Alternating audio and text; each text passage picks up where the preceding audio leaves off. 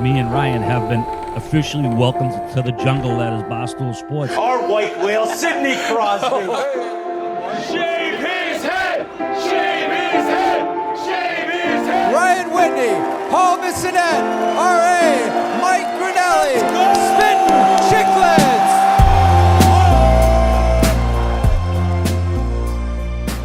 What is up, folks? Welcome to episode 570 of the Spittin Chiclets podcast.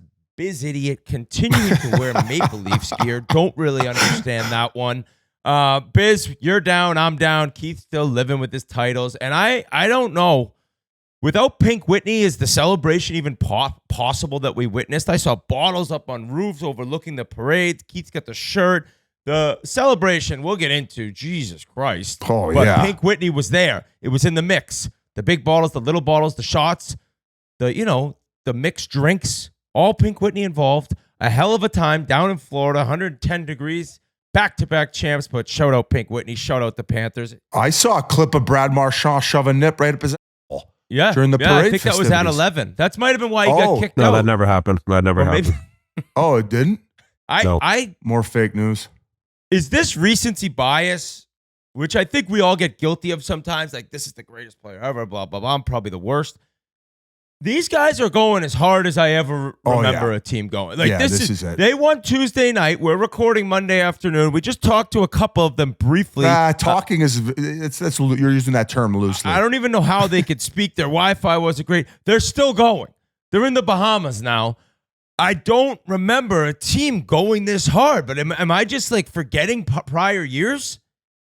I don't know, but shout out to their wives because they're very patient people and they should get another ring as well.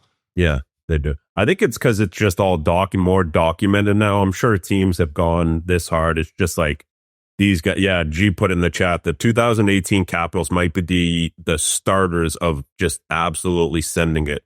But from what I hear is all year, these guys are dialed in. Like they might have a couple glasses of wine at dinner or whatever, but rookie parties, send it a little bit. But I'm pretty sure Maurice has them on a strict where it's, hey, listen, if we win it, you guys can do whatever that you want at the end of the season. And they are, I don't know, I'm making this all up, but they are absolutely sending it. Like my playoff predictions, just making it all up, eh? Busy bets. Busy Bet's just making them up. Just making them up. Wayne's all over me. Just getting dunked on left, right, and center throughout the whole hockey community. Quite the run for Biz Idiot over here. And shout out to Jans. Did you coin that phrase? Like, are you like, did you file for that trademark? I TM'd it. Yeah? Where was the first you ever thought of it? I think Whit was the original one who said it. Oh, no, it was Whit? Merle's. It was Merle's. Oh. Sorry, yeah, Merle's. Yeah, Merle's invented my computer too. Forget Steve Jobs. No it's shit. Actually, Matt Merle's. No shit. I was just reading something quick. What was the saying that you thought? I thought Jans thought a Biz Idiot. It's like seems like the new hockey phrase now. Everybody's singing it, including Jans. I think everyone just calls you that, but mostly behind your back. But a lot of people do call you that, and a lot of people, that's what they know you as instead of Biz. Because when you were like, "Yeah, call me Biz Nasty," I'm like, "This guy's Biz Idiot." But like, little did we ever think that one, you would stay and play in the NHL, and two, we would have a podcast and you'd become the face of the NHL media, and then you'd be getting your face pounded in on a drum with a Biz Idiot t-shirt that I also drew at like 3 a.m. after the Oilers lost game 2 in LA. So all credit goes to you, and this was created when we were playing together in Pittsburgh at training camp. Yes. I'm pretty sure when you came to Phoenix, when I talked to Whit and we told the story about you and Whit saying, yeah, he's going to come in hot. You're going to hate him the first few days, and then you're going to love him. He's just an idiot. He's Biz Idiot. And then ever since then, it's kind of stuck in. All right. Well, here we are. We're going to talk about we those do love t-shirts. You though, Biz. I love you too. Hey, buddy, somebody's got to be the butt of the joke, right? You got to be able to like I'm not the butt at all either right now. I feel like I'm taking it worse from the Panthers than you are after I got dunked on twice. Because he's a good fan. He's not lighting candles on national TV before game 5. Like he's a calm fan that respects his team, and he played for them. It was game 7. When Tkachuk came on and you literally treated it like 60 Minutes with like the like Putin, like Tucker Carlson with Putin. I think the Panthers fans are like, this fucking guy stinks. Like, Okay. this guy- So That's you're where the it started reasonable for me. fan. So Whit's the reasonable fan. What do you make of them on the mic saying "fuck McDavid"? No, they said McDonald's. They weren't hungry. They didn't want food. Oh, okay. So let's chat about They this. for a stole minute. your fucking song and then they chirped your fucking captain. How about you have some fucking balls and Ex-captain. stick up for your boys then? Ex-captain. You go. Ex-captain. You guys, I'll say this about all of it. All joking aside, I have thought it's a little odd, like how much they're going at the Oilers. Like, and this is like, I'm an Oilers fan, and I get it, buddy. You take the Oilers down 2 in a row. You have the right to do anything you want. I mean, like, you're the double champ, as Bennett screamed out. I got to apologize to absolutely fucking no one. Damn To champ. me, it is weird, and it kind of goes into the report that everyone heard during the final that the shit talk and the shit said on the ice was so below the belt and getting so nasty. Whereas, yeah, playoff hockey, a lot of competitors, they've said anything and they're willing to say anything. It doesn't matter how deep or how nasty they'll get. But this series apparently was at another level. Yeah. So obviously there's true hatred between the Panthers and the Oilers. Now, it's just weird to me that after you win and you've beat them twice, like you didn't, like, it's like, I think they just hate them that much. I can't explain it, but have you thought it's a little odd? I mean, Tkachuk had the pink pony stuffed animal smashing its skull in and then doing the throat And then the rest of the team smash. bent it over. And then they took the licensing to the song. I don't And, even like, think you could Chaperone chant- owns it anymore. No, I it's don't Pink think- Whitney Club. I don't Oh. think a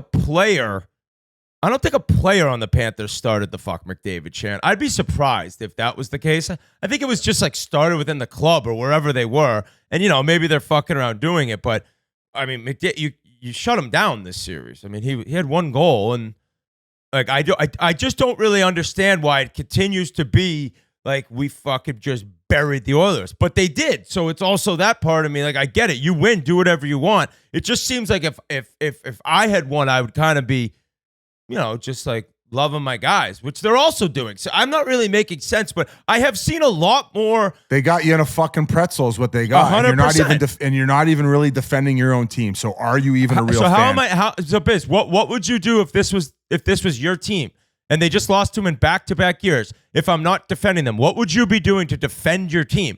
Like what am I lacking in the mind of your Not wearing a idiocy jersey. outfit? Like what? Yeah, should I have an Oilers jersey on? I think don't- so. Okay. So how think am I so. not defending the You Oilers? should right look now? like the Ekholm boys that traveled the whole series. You should have the orange beard on right now. But like he said, Buddy. Biz, it's hard to when you get beat twice in 2 years. Like it's hard to defend. Like I What don't are you give supposed a to You say? got fuck. It beat. ain't my Yeah, you fucking team. I took my can- well, they lickings. bent your team over too. I think it's great. I think we need to make shit talking great again. Like this is how it should be when teams win, dunking on the other fucking team, all that shit talking going on. That's what sports fans want. They want real hatred, not none of this and I fabricated agree. bullshit. And I agree. That's why I said like it's nothing can be said to them. Like I they're love the it. champs. They're the double champs. But at I the just same thought time, maybe it's a little odd to me. okay. I just thought maybe you would defend your team a little harder. That's Once all again, I'm saying. what am I supposed to say to defend them, Biz? Biz, seriously. Because don't you got know. smashed. You got smashed this year, and after you're like, yeah, they're unbelievable. Marner, bring it on back. Like you flip-flopped 15 times. So I'm wondering, what should I be saying to defend the team? I don't know. I'm not Exactly. you. I'm not There's you. nothing to say. They fucking I own speak us. for me. I'm just surprised at maybe your reaction. What But you can't even give an example. They own us. What am I supposed to say? well, you just did. You just said it. But no, to defend. I want to hear. Maple I don't Leafs know. boy, you're going to lose I'm not in Tavares. the You're going to lose situation. I Marner. just wanted to. It's all falling my apart. job- Nyes is getting offer sheeted. My job was to ask you the question because I'm not you. I'm not in that situation right now, so I don't know. I haven't given any thought. I put up with what I put up with in the second round from them. So now it's your turn to put up with it after You going brought back that to- on yourself. But I think it is too. Like once, like you beat a team like they did Toronto the second round, like it's on to the next round, right? So you can't really continue to talk shit. You got to get ready for your next series. Like Edmonton's just the last team that they beat, and there's nothing else to go against. So they're, it's just fresh in their mind. They should be shit talking every team, and I'm sure they did. And truthfully, I think, and truthfully, Bennett pretty much said exactly like what everyone knows. He said, we do what we want. We bully everyone. Yeah. We sucker. We apologize to no one. And that's Florida Panthers hockey. It's like, this is the problem with this team. And I'll tell you, we have a couple of those guys on. We have BigCeaz on. I'm very, very happy for the Panthers. Like, it sucks, but like, amazing team. As I said last week, too good. One of the best teams I can remember. I can't wait to watch the downfall of this team. And maybe it won't be, it could be 5 years from now. Like realistically, they could bring back Marchand, Bennett, or they could bring back 2 of the 3, I think. But even if they don't, guys want to play there. They got this practice rate. Everything we've talked about that's created the Florida Panthers and the ownership. But at some point, every team goes back down. And I can't wait till it happens to the Panthers because they've just shoved me in a locker 2 years in a row. They've shoved the entire league in a locker. They've told you that they're shoving you in a locker, and I've had enough. So congratulations, incredible team. Whit's on tilt. Whit. They also, in Biz, you not getting off scot-free. Like they were chirping you at the parade. Everyone's wearing the Biz idiot shirt. So you're getting more heat than Whit, which that's I what he said. Love. I know. And I, as I said at the beginning of the podcast, and as I say during the interviews, like I can take my lickings. I fucking egg it on just as much as anyone, if not the most of anyone. So fucking bring on the fact that I get to be part of that parade and I'm living rent free in their fucking brains is unbelievable. This is what this is about, isn't it? Okay, so I'm gonna play devil's advocate here for a minute. So like when I bring up certain teams, they're like, we live rent free in your head. We live rent free in your head. No, it's like the Canucks. Like we smashed the Canucks. Pretty much ended them. LA. Right. Oh, you always bring up the Canucks. You always bring up we live rent free. No. We just own you. And like the Panthers, they just own you. You're not living rent free in their head. I don't know. I think just getting own a fucking shout out on stage at the fucking Cup parade is pretty fucking cool. I mean, maybe not. Any publicity is good publicity. Yeah, yep. I mean, it continues the state tax argument as we're about to see when they signed Sam Bennett for $7 million, Brad Marchand for $5.5 million, and Aaron Ekblad for 5.49999, so I can get my free meal at Houston's. Please, Eki, keep it under 5.5, please. Just for a free meal.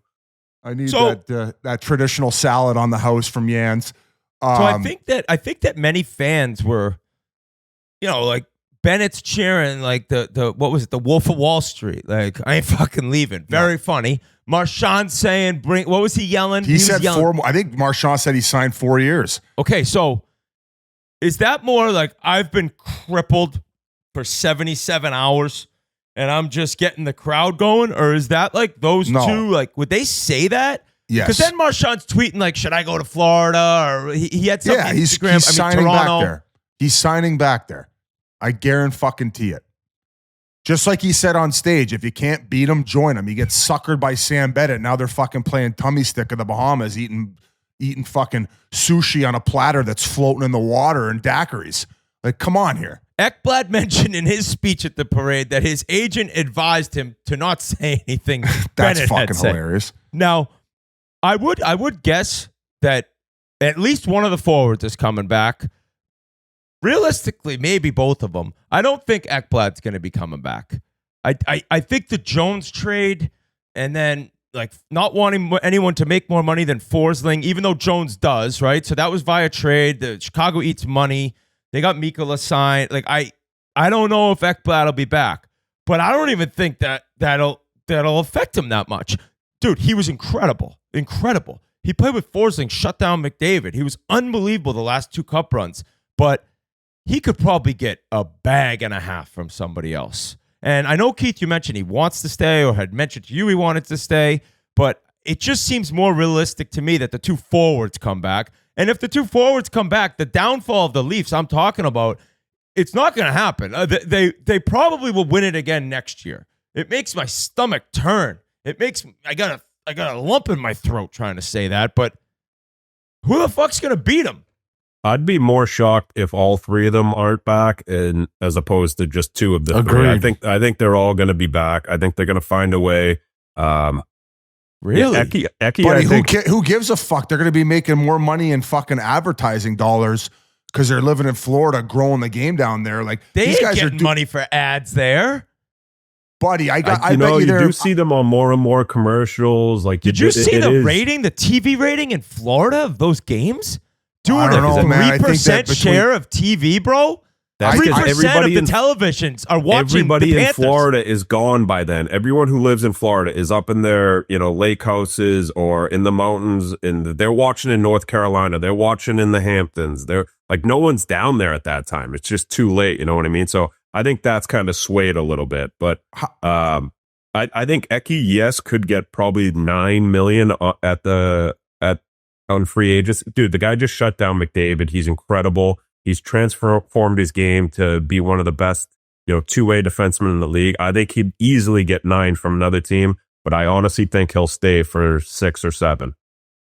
Okay, and they'd be able to afford to offer him that, as well as Bennett 7.5, $8 million, and as well as Marchand 5.5, 6.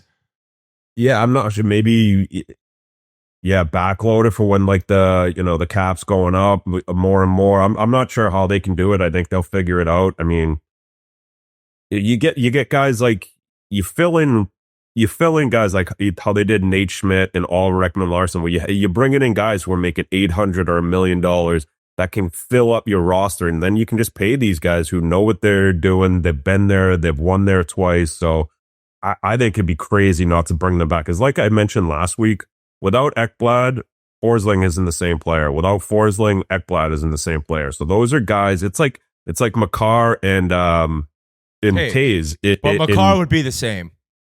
Yeah, he can Maybe keep not him. Taves. Right. But it's like those guys, you need each other. Like when you get comfortable with a D partner or a line mate, like that makes a huge difference. That's when you see guys go and chase the bag at free agency. They can struggle a little bit with a new partner, a new team. So why mess up what's good right now? Like you got a 5-year window right now of just fuck, man. You can That's win what I 3 mean more by cups. The way that these guys are partying together and how Tkachuk, I mean, the quotes about how they're a family and kind of throwing some more daggers at the fact when they need a play, they look to one guy. When we need a play, we look to everybody, and we can look to anybody.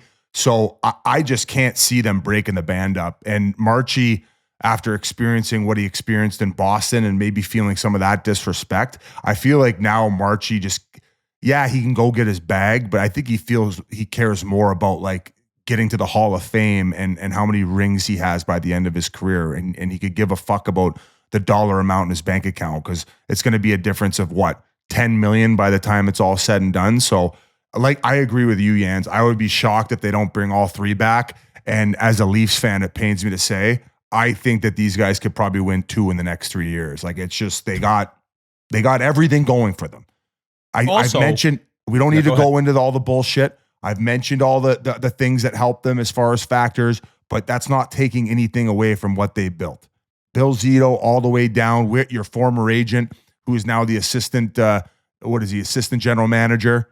Paul Kropelka, yeah, him and Brett Peterson, I believe. I don't know the exact job titles, but they have a crew there that they know exactly what they're doing. What I was going to say about Marchand, Biz, is like, the other thing is he watched Bergeron, okay? He learned from Bergeron, played for one team his entire career, and I think not getting the offer and the love from the Bruins that he expected, he goes to another team. All right, then he wins the cup. So now it's like, if I stay here, I wanted to be one team my whole career. I'm guessing that was part of it. He's the captain of the Bruins. Yeah. But I was traded, and it didn't happen. But now I got a cup with this team, so why don't I just do, all right, I'll do 2 teams for my career. I'll do the Bruins where I had a cup and I was captain, and I'll do the Panthers where I got traded, won the cup, and then finished off there in the sunshine. So I agree that Marchand's back. I don't see why Bennett would leave. Now, if you go to July 1st, though, Bennett's going to see, it takes one team, out of 31 to give you an offer, you're like, I just cannot say no to this. Now, I would guess that the highest offer would probably be 7 years at $11 million. That would be my guess as to the highest offer. And I think that's crazy. But you think he'd get that high? I think that a team would be that desperate. I think that guaranteed it would get to 7 times 10.5, if not minimum 10. And I think that the Toronto Maple Leafs would offer 10.5 in a heartbeat. Yeah. But I don't think he wants to leave that situation. And it's very similar money to offering them 8.5 to it is to 10.5. So it's just why leave that situation? So we could keep talking till we're blue in the face about how big of a dynasty this is going to be. But what a performance, not only on the ice to stay disciplined all season long.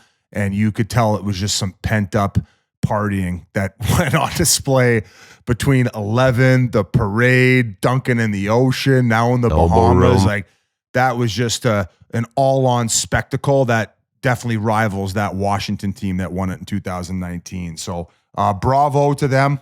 You can't hate them. You can't hate them, right? You could hate him. You could hate him, but you got to respect him. How about that? Got to respect him. All right. And the lowest moment for me, I think, just like the moment you're like, oh my God, was seeing Marchand holding the cup, crowd surfing in 11. It's like this is out of control, completely out of control.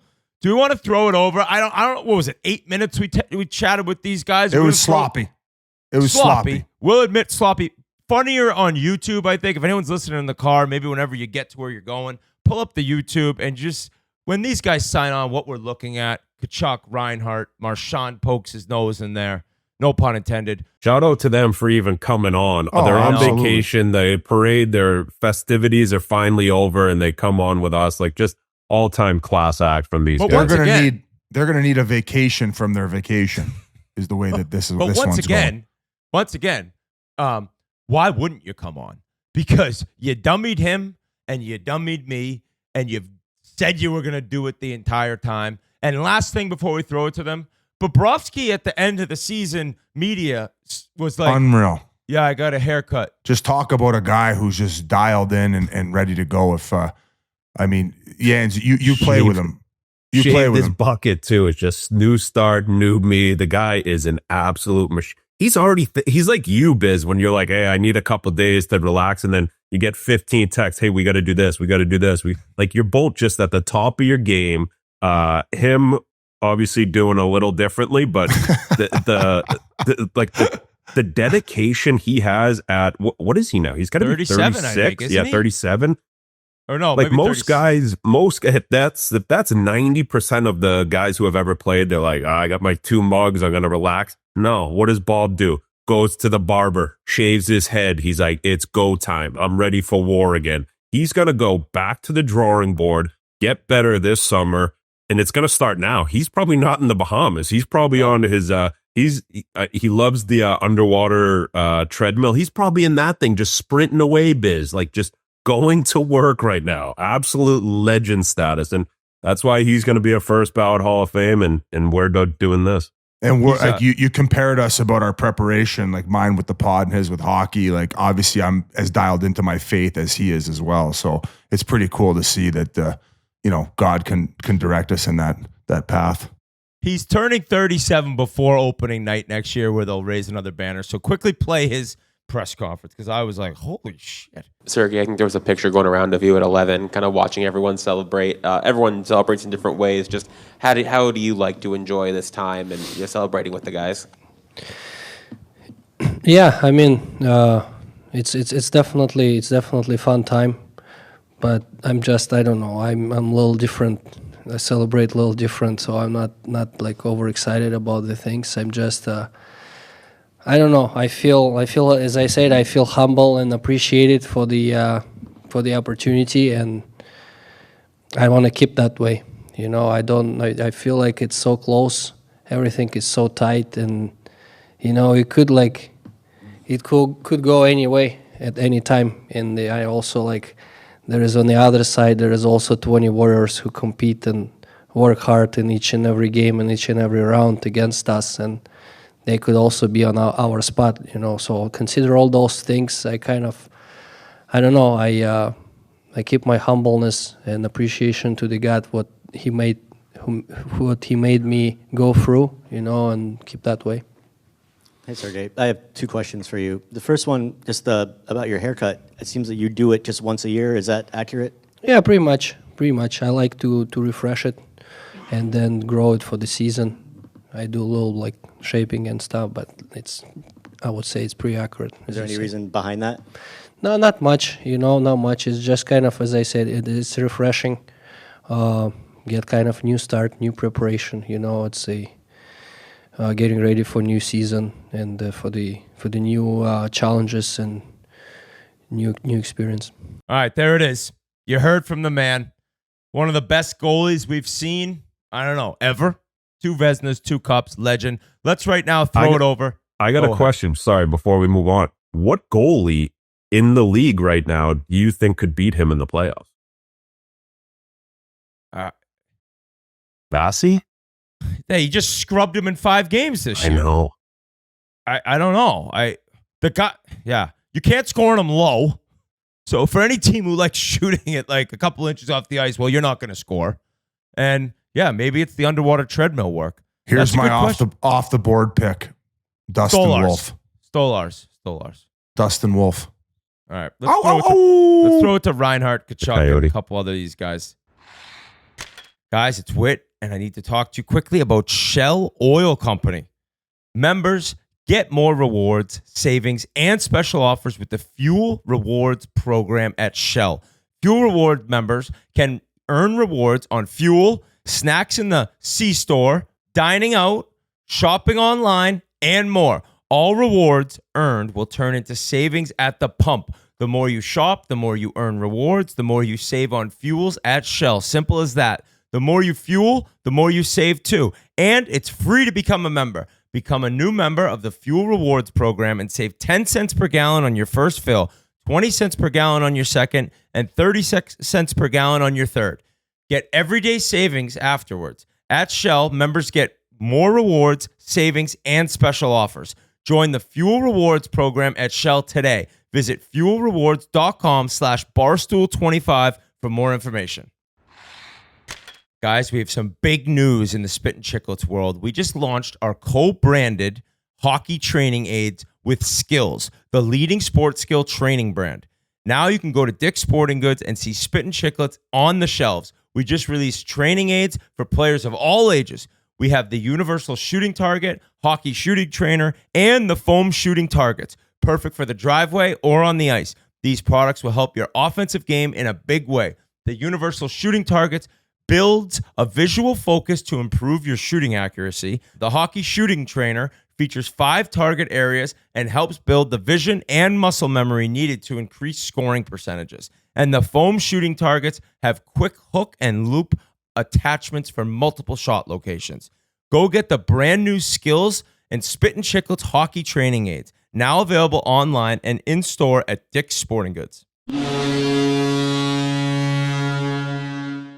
And now, as anyone can see watching on YouTube, we're joined by Sam Reinhart, Matthew Tkachuk in the pool. Daiquiris are mixed. They're flavored. Yeah. Let me ask you guys, just start off. How are you guys still going?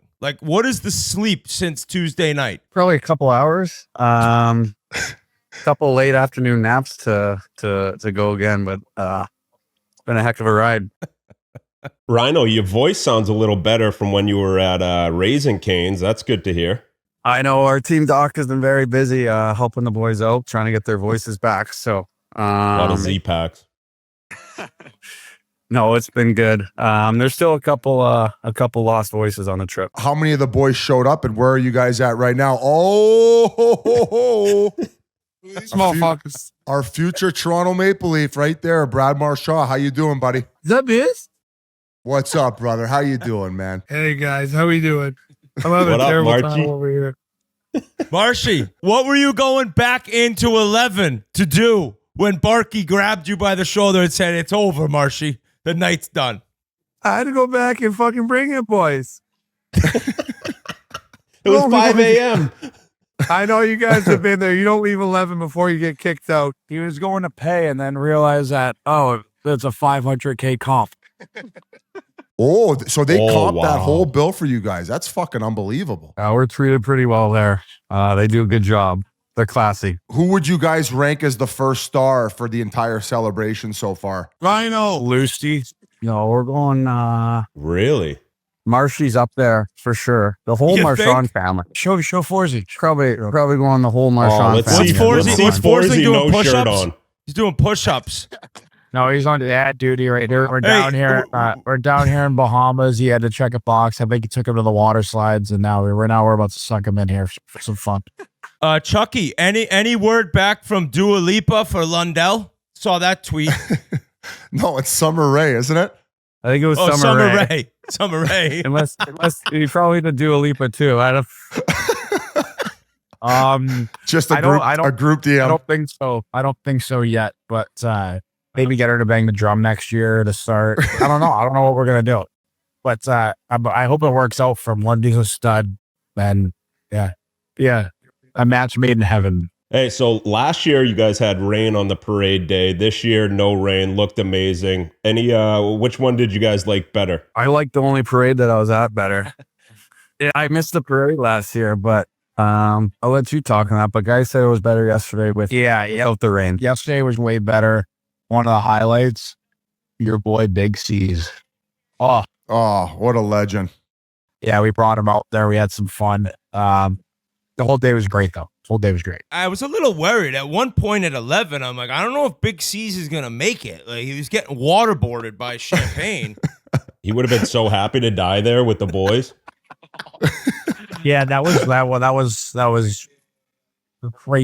was a lot of fun. The chance I was just so in the moment, and looking back on it, I probably should have not done it as bad to him. But I think he liked it.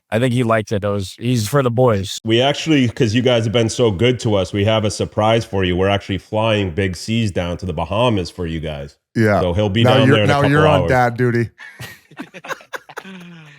He's a legend. Matthew, I saw you murdered the pink stuffed pony. Have you guys inherited that song now? Do you guys kind of just claim it as your own? I don't think you can party without that song playing throughout the day. We appreciate it, guys.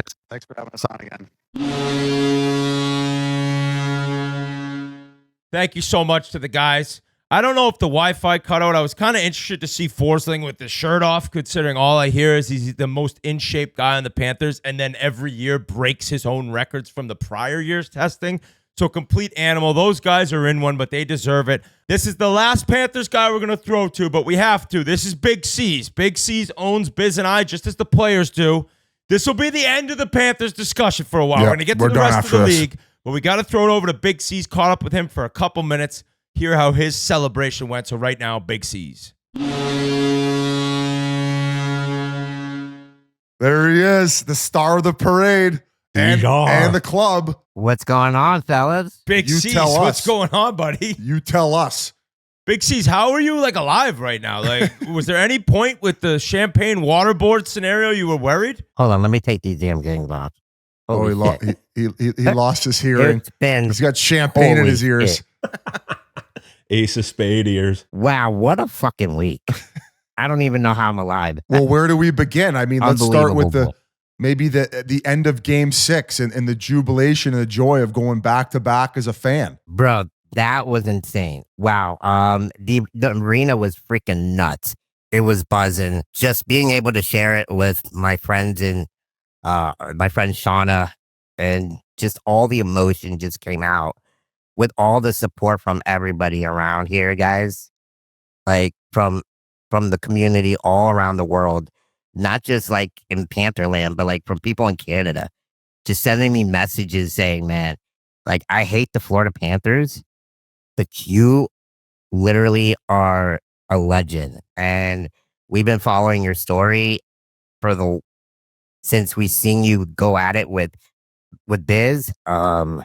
It's been unbelievable. So all the emotion from that, and just being able to be back-to-back Stanley Cup champions, I mean, it's unheard of, right? It's a rare commodity, and this team is, like Whitney said, this team's a wagon, and the acquisitions that Bill Zito has acquired this year, I don't know how that man is not general manager of the year. He is one of the best general managers in the NHL by far. BigCeaz, curious because we were talking before the series and you took down Biz and then you crushed me. But before the final, were you? I was going were to you say, ner- wait, I didn't get a chance to meet your ass. What happened? He didn't go to Florida. I was in Florida. Oh. I was in Florida. He was in Florida. Where would I? I don't know where. I think I was trying to stay away from you. I was like, gonna this say. guy's gonna shove me in a locker. He's gonna waterboard me with his water bottle instead of champagne. But did you ever think that they were in trouble in that series before the series? Were you even nervous, or were you that confident? Well, I know when he knew he was in trouble was when they were up 3-0 in Game 4, and then I went down to see him at his section. And then Oilers all of a sudden potted 3 goals. And then he's like, get the fuck out of my section. And then that was the last I saw of you. Smart. Yeah. And I was like, a biz is not allowed in my area anymore. Like, stay away. And then honestly, it was crazy because I even said it like, and the last time I was on when you guys had me on, I was like, Edmonton's a wagon too. Like they want it, right? And the way they blew through the Western Conference, like those teams were damn good. So you guys can't take anything away from yourselves. But just Florida was just that much different. It's the addition of Brad Marchand. I mean, Game 3 was single-handedly one of his best games in the playoffs. Unbelievable. And, a lot of people don't give a lot of credit, but Seth Jones is probably one of our best defensemen. And he was just, the minutes he had out there is unbelievable. And, give credit to Ekblad too. What a guy. Just being able to talk to him personally, amazing guy. Hope we can keep him. But he was a force out there too. Just being able to hold McDavid, especially Barkov holding McDavid to 1 goal in the whole Stanley Cup final? It's unbelievable. Now, is that McDavid not doing his part, or is that just Sasha Barkov just being a menace? Let's shift gears there. Had you had a chance to really spend time with Matthew Tkachuk before this celebration? Like, I'm sure maybe in passing, but it seems like he just took you under his wing, and all of a sudden you were at 11 on stage. All of a sudden you're in the midst of the parade. So it really feels like he took a liking to you, especially with all the trash talking you were doing on their behalf this playoff. It's insane. I have not met Tkachuk at all before any of this happened. Not once. It's crazy because I didn't even sleep at all after Game 6. So we went to Fat Cats on Las Olas. Buddy of mine was playing in a band there. So we went straight to Fat Cats. And then after Fat Cats, I came home and just got some coffee. Friend texted me, let's go to Elbow Room. I'm like, hey, I'm wide awake. Let's do it. We went straight to Elbow Room, just started hanging out with the crowd, just want to get to know people. People wanted to see me take pictures and stuff. And we were just sitting out there, and they're like, man, if we get Chucky to see you, I'm sure they'll notice you, right? I was like, yeah, we'll see. We'll see what happens. And of course, they're all celebrating, chanting 8 more years to Bennett. Such an unbelievable, awesome crowd that they were doing that.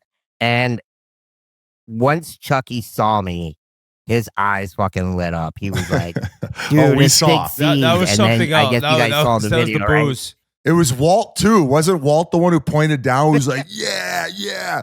No, so I think he got his dad Walt to bring him over to see me, and that was crazy. And then that's when he started chanting, Caesar, Caesar. Honestly, I thought that was like gonna be the icing on the cake, right? And that was an unbelievable moment, just having him recognize me in general. And then I guess 2 days later, kind of fast forward, 11, I guess they posted they were going to be at 11. So I'm sitting there hitting up my friends. I'm like, hey guys, you guys want to go to 11? We can just go see the guys celebrating everything. Yeah. My friends You are like, wanted I to don't see know. some fucking titties and ass, buddy. Who the fuck are you kidding? I mean, who doesn't? I mean, come on, Biz. But yeah, no, for sure. I definitely some titties and ass. And it's crazy because a lot of my friends are like, dude, I don't know how you can keep going. I'm hungover. I can't do it. And shout out to my boy Mike, coworker of mine. I was like, hey, you guys, you want to go to 11 tonight? He's like, you're lucky I don't work tomorrow. Let's do it. So he came over to my house, picked me up. We got there. And literally when I fucking got there, everybody in the line, because I was like, man, this is a long ass line. How the hell are we going to get in? They start chanting my name, Caesar, Caesar. I'm like, what the hell is going on? And the security's like, come this way, go up the ramp, they'll let you in. Don't worry, we got you, big dog. It's like, what the hell? Literally just get in there. Security was so awesome. Shout out to security at 11. They brought me in. I saw Jesse Pollard there. We were hanging out for a bit. And then literally security's like, let's get you closer, right? So dude, it was so packed in there. And they literally just make my way through there. And once I got close to them, there's this like little elevator close to the VIP area. I'm like, dude, this is awesome. So I'm just sitting there, taking it all in, them celebrating, hosting the cup and everything. And I'm just enjoying it at the moment. And I didn't think anything else would happen. And here comes the equipment manager. You guys had him on the other day. Teddy. On Game Notes. Teddy, such a great guy. He recognized me. He goes, BigCeaz. Points at me. And he tells Chucky. And what does Chucky do? He fucking drops everything, comes straight towards me. Comes up on top and he's like, let's get your ass down there. It was fucking bonkers, bro. And literally security just takes me into the elevator, puts me down. The crowd's going wild, chanting BigCeaz, Caesar, Caesar. And the freaking platform, it was crazy because I didn't think it elevates and goes down, up and down. That thing just like goes all the way to the ground. Chucky's right there. He's like, get your ass in here. I fucking go in there and bro, the rest is fucking history. And so they lifted You were up. almost history. Going back to the question, I had no contact with Chucky. I had no idea like any of this shit was gonna happen. And you know, I did meet his mother though, Chantel, 2 weeks prior to this. Yeah, the Toronto I was series. in the Coors Light zone. Yeah, so it was in the Coors Light series and in the Coors Light section where they have the band. And we were just hanging out with my buddies down there. And here comes Chantel. She's like, BigCeaz, oh my freaking God, you're amazing. My family loves you. Can I take a picture? I'm like, can I take a picture with you? Yeah, exactly. Right? No, but she's been amazing. She's, if nobody knows, we can tell her, amazing woman, just amazing person. And you can see why the Chucky family or the Tkachuk family is so awesome to like the Florida Panther community and to people in general, right? Like Big Walt, such an awesome guy. But yeah, I literally had no idea who like personally Chucky was. That's awesome that it spiraled into this. I was just going to ask, so you go on stage there. Whit joked about you getting champagne boarded with Ace of Spades. Did you know that they were going to hand you the mic? Because they ended up giving you the mic. Were you a little bit nervous being in front of all those strippers and people with the mic with nothing planned to say? All bricked up trying to friggin' give a speech at 11. So it's crazy. It was freaking hilarious because Rhino loves being on the mic. He's fuck. He's hilarious, man. I love that guy.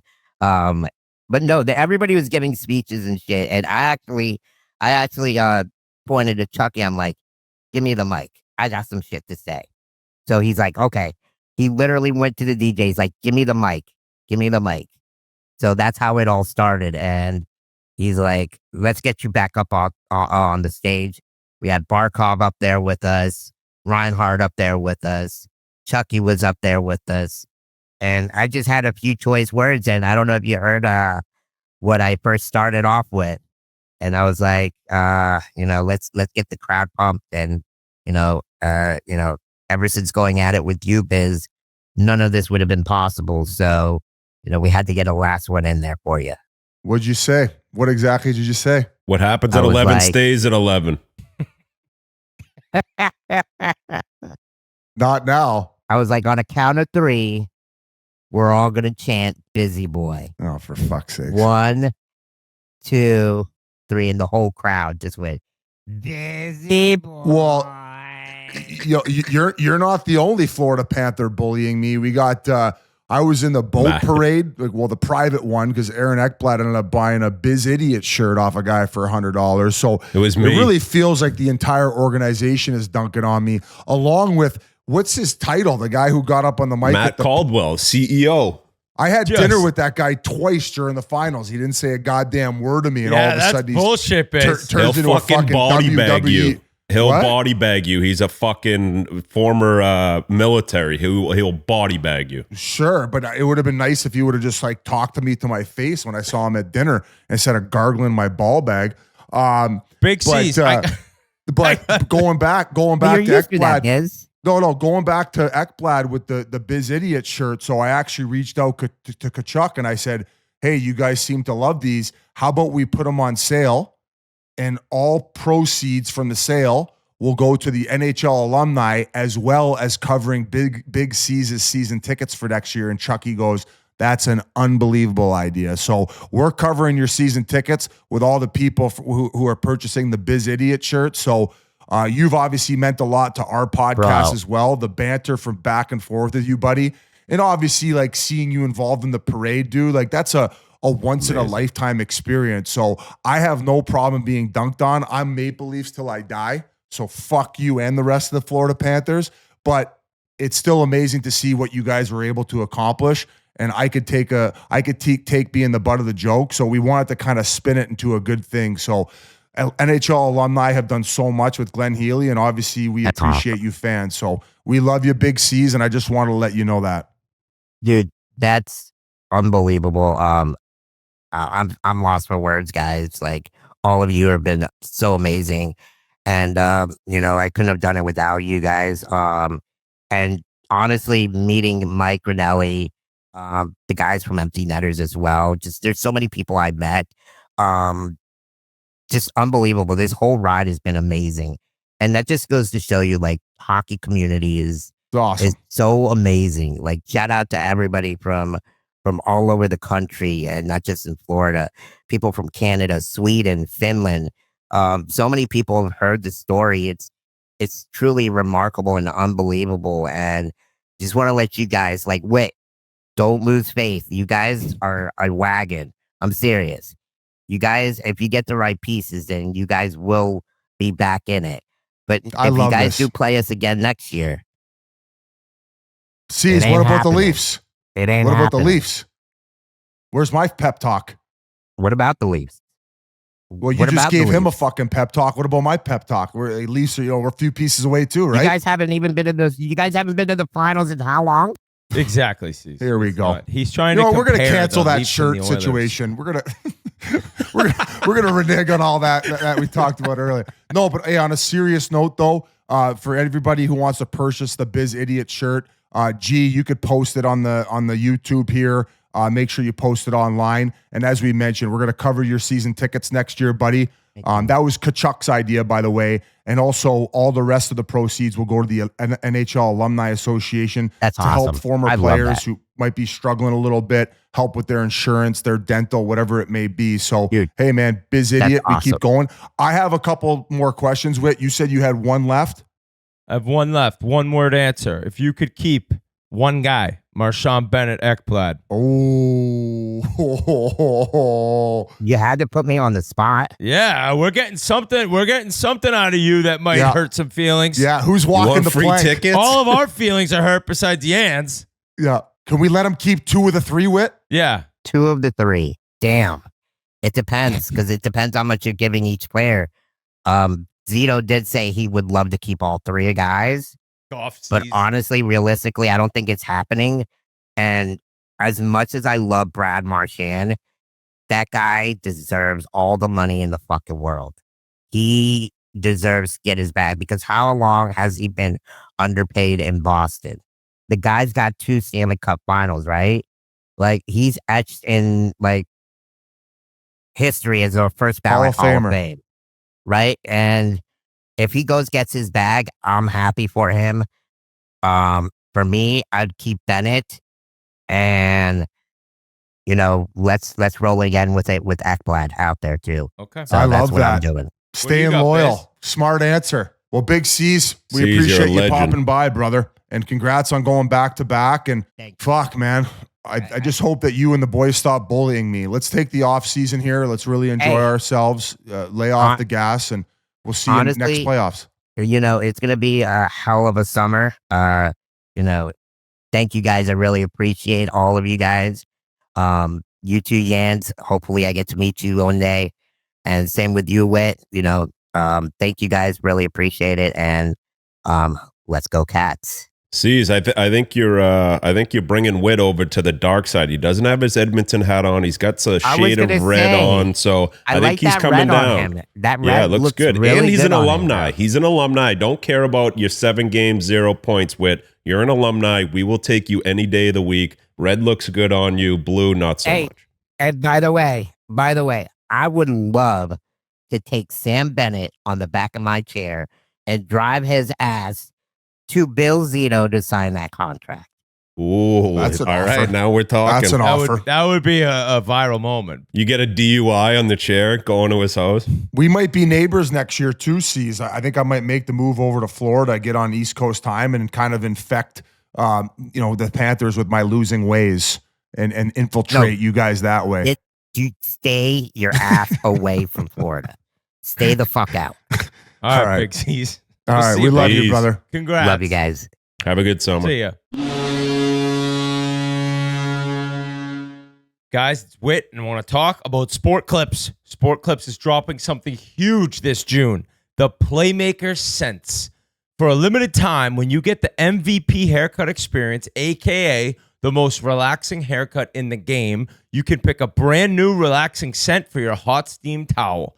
Choose from a lineup of sports-inspired scents like early morning practice air, which smells like fresh grass, a cool breeze, and the start of a legendary season. Rawlings' new leather glove with warm, rich notes of leather, and then the wild card for those bold or hungry to try it, the Stadium Buttered Popcorn, which smells insane. Fun fact, it's actually the staff's favorite among the Sport Clips crew.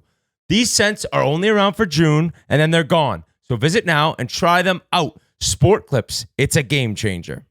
Offer ends June 30th, 2025 at participating locations only and where permitted by law. Guys, it's Whit, and I want to talk about Game Time. Do you like going to games, concerts, anything? Game Time is where it's at. There's nothing like getting to a baseball game, especially last minute. Lucky for me, I always use Game Time, the official ticketing partner of Barstool Sports. Game Time makes getting tickets faster and easier. Prices on the app actually go down the closer it gets to showtime. I was looking at tickets for the Red Sox game against the Blue Jays June 28th. Right now, I see a couple amazing deal for $80 a ticket. You could put those savings back in your pocket and spend them at the ballpark on a new hat or a hot dog and some good old-fashioned Cracker Jack if you're even willing. And what are you waiting for? I'm going to go buy those Sox tickets right now at Fenway Park with Game Time. Take the guesswork out of buying tickets with Game Time. Download the Game Time app, create an account, and use code Chiclets for $20 off your first purchase. Terms apply. Again, create an account and redeem code CHICLETS. Yes, that's Chiclets for $20 off. Download the Game Time app today. What time is it? Game time. Thank you so much to BigCeaz. I can't believe he's still going. Good for him. But that's it, Whit. That's it. No more double wristers for this Florida Panthers team. You're right. You're right, I got carpal tunnel. I've been shoved in a locker Hey, just like you. Just like Bob. We're back to work, Biz. Okay. We don't need you Panthers. talking about us. Done with the Panthers. Enough. Guys, this is a could be a crazy week, I'll say. I feel like every year the draft, crazy things are going to happen. And maybe you're a little bit let down, but maybe this year's a little different because today, this afternoon, Monday, 12 Eastern, Trevor Zegras, long rumored to be shopped around and possibly dealt by the Anaheim Ducks, has been traded the Philadelphia Flyers for Ryan Poling, 45th pick, I believe, this year, and a 4th rounder next year. So, Biz, he's going to be with Talk, all the skill in the world. He had 2 back-to-back 60-point seasons, and then the last 2 years, he's just been injured. I'm guessing not a huge. Greg Cronin probably wasn't a huge fan of the way he plays. I wasn't there, but based on how it seemed to be going, he's now in Philly. He's with your guy Rick Tocchet. What do you think? How do you think this one goes? Well, first of all, I'm excited to see how his game continues to develop under Rick Tocchet, like especially more defensively and just I guess a more well-rounded game, right? I feel like things kind of went off the rails a little bit with contract negotiations there. And it didn't seem like Verbeek was maybe a fan of his game. And maybe, I don't know about the antics off the ice. Like, I'm obviously a little bit more lenient because I was a complete clown my entire career with the social media stuff. I don't even think he's that bad. He just he's a lighthearted kid who has a lot of fun with it. Thought he took a lot of flack because of the Michigan and kind of all of a sudden there was a target on his back. But yeah, I think that he's going to go over there and I think he's going to have success like we saw in the first 2 seasons. And there's no doubt that he needs to figure out how to play to like win championships.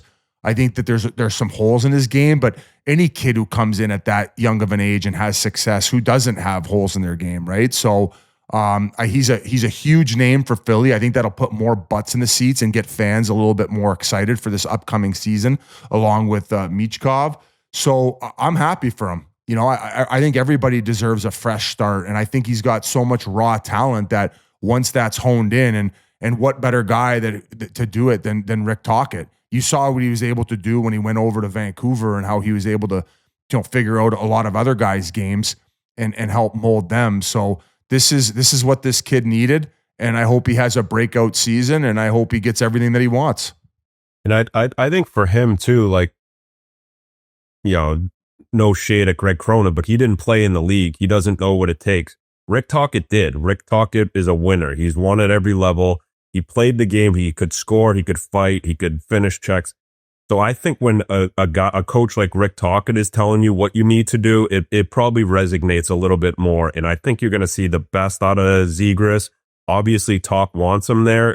If he didn't, they wouldn't have traded for him. So I think it's going to be a good fit. Like you said, like bringing in a skill guy like that to play with Michkov, to play with, learn from guys like Sean Couturier. He's going to help him out. He's an unbelievable 2-way player. Like they have guys there that are gonna help him get to the way he needs to be to play that 200-foot game. Because I know we weren't going to talk about the Panthers, but we see what it takes to win in this league. It's a 200-foot game, playing good in your own zone, making good plays through the neutral zone, and holding on to pucks in the offensive zone. And I think he has all the skills to do that, and it's just getting it out of him. And I think Talk in that group there with Jonesy and Danny B I think they're going to get a good treat there. Yeah, and it's a huge year. He's RFA after the season. I also think getting to know him, right, a little bit, like I understand he can kind of come off as cocky, but meeting him, he's a great kid, like loves the game, very confident, I'll say, but not an asshole by any means. Nice guy who loves the game, and injuries, dude, they're killer. He missed 51 games 2 years ago. I think he missed like around 30 this year. So to be able to get healthy, go into a new place, closer to home for him as well. Like, I know the kid loved being out in Cali, but now all of a sudden, like, you're in a sports town, right?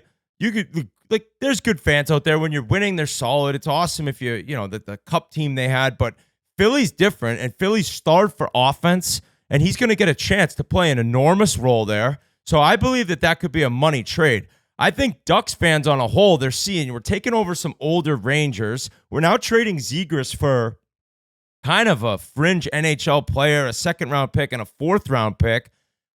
I will say money opens up there.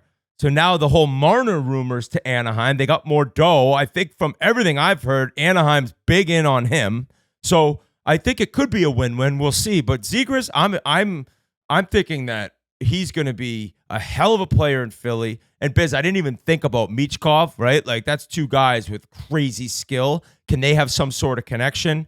But it's a big deal, and I'm happy for him, right? Goes to a big market and on a team that should be on the rise in the next couple of years. Probably not immediately, but Anaheim now has $36 million in cap space. So there's plenty of dough for Marner's $13 million or whatever he wants.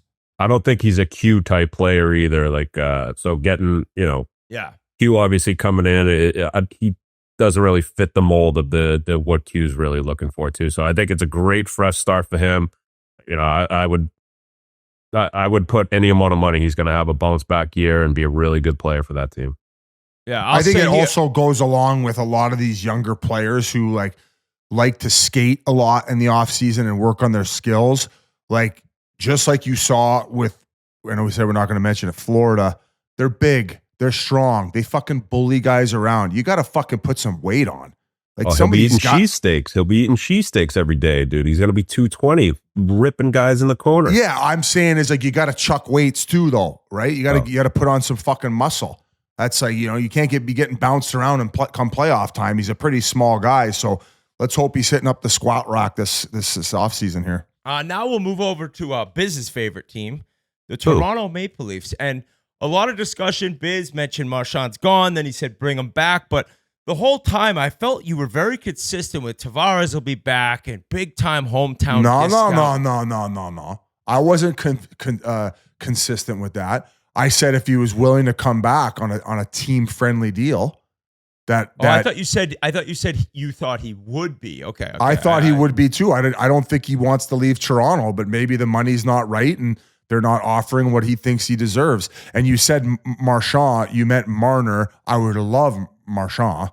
Warning. The following statements are about to be made by a deranged Leafs fan. The views expressed are his and his only. Take everything you hear with a grain of salt because, remember, he is a deranged Leafs fan. You look so good in that picture. Thank you. That's nice AI. Now, nice AI. if you guys would stop interrupting me with whether it's my disclaimer or you guys in particular, I'll go back to what I was saying. I got a DM from somebody very reliable, and I will. I'll mention his name when Leafs Nation Forever .69746. Does it rhyme with Illuminati? You were trying to think of something to rhyme with Illuminati. That's so hard. How's he I can doing see right your now? wheels spinning.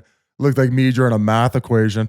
But I heard rumblings that it is already agreed upon 4 times 9 for Brad Marchand now. Has he agreed on it?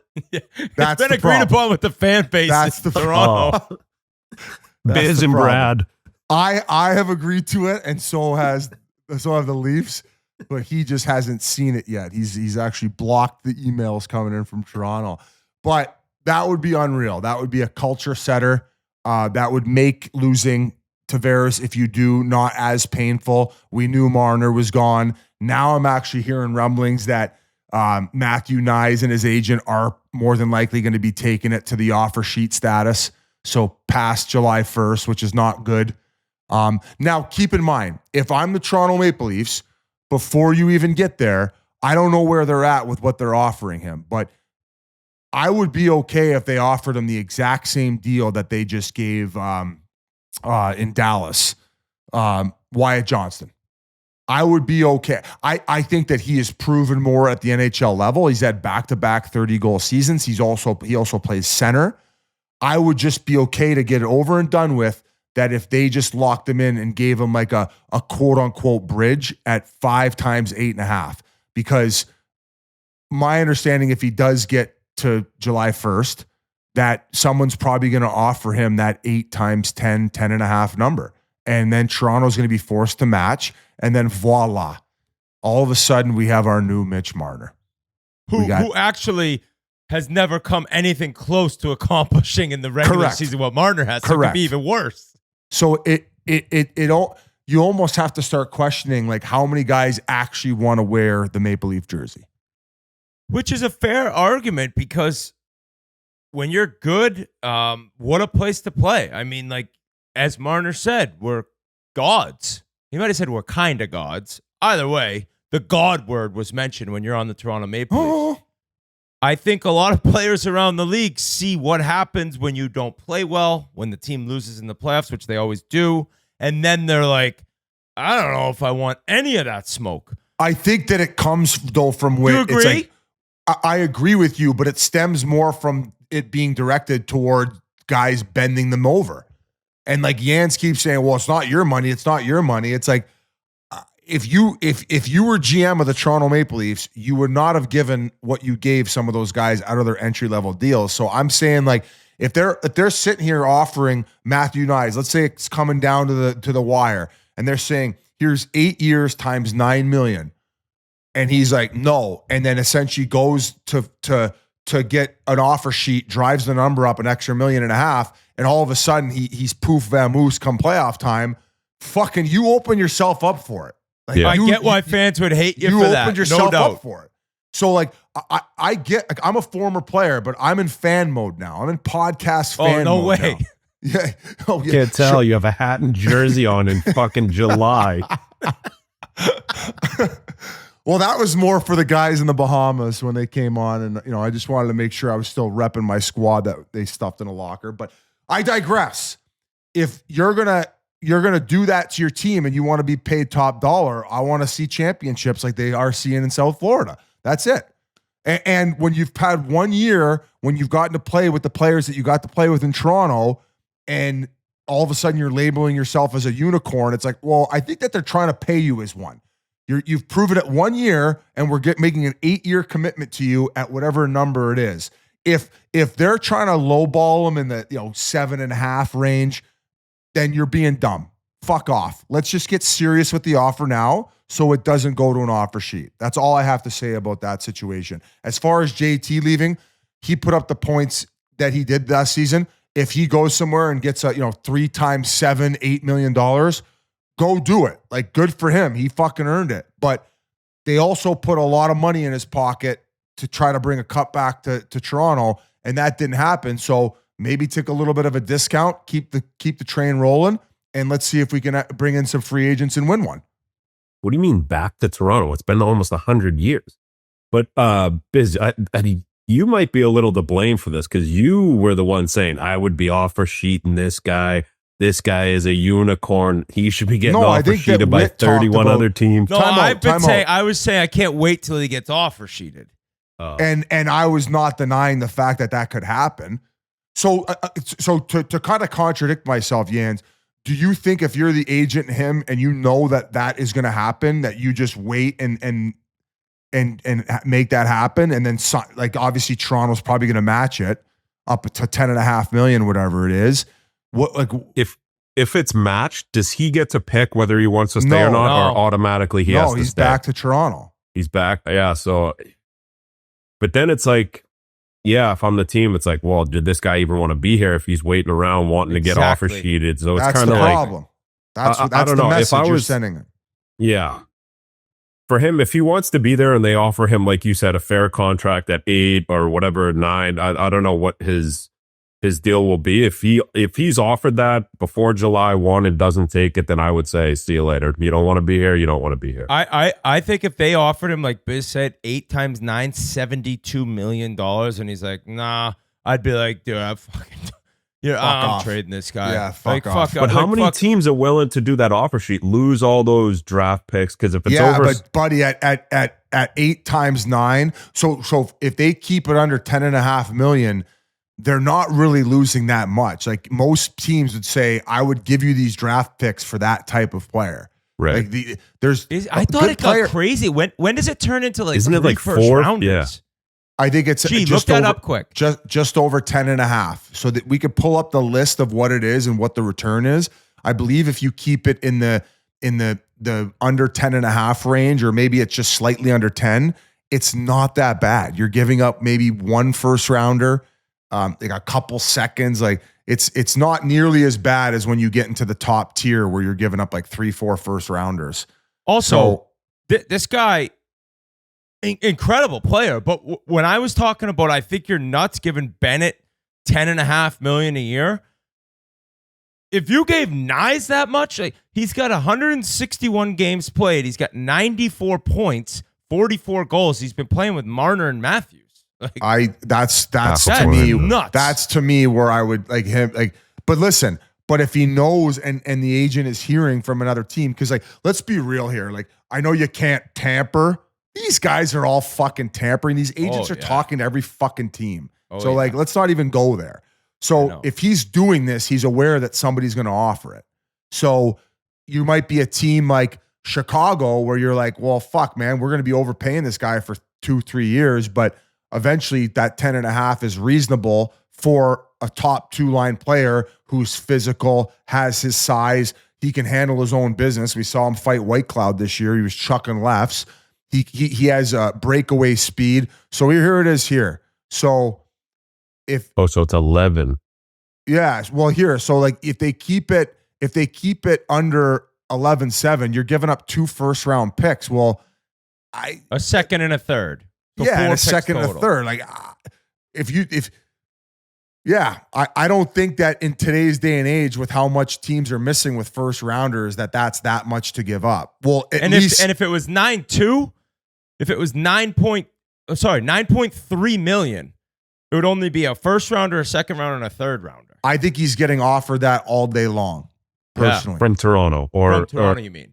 No, I think he's getting offered that 9.3 as an offer sheet. If I'm Toronto, I set my marker at Wyatt Johnson has proven more than you. He's played every fucking game on his entry-level contract. He's had back-to-back 30-goal seasons. He's a centerman.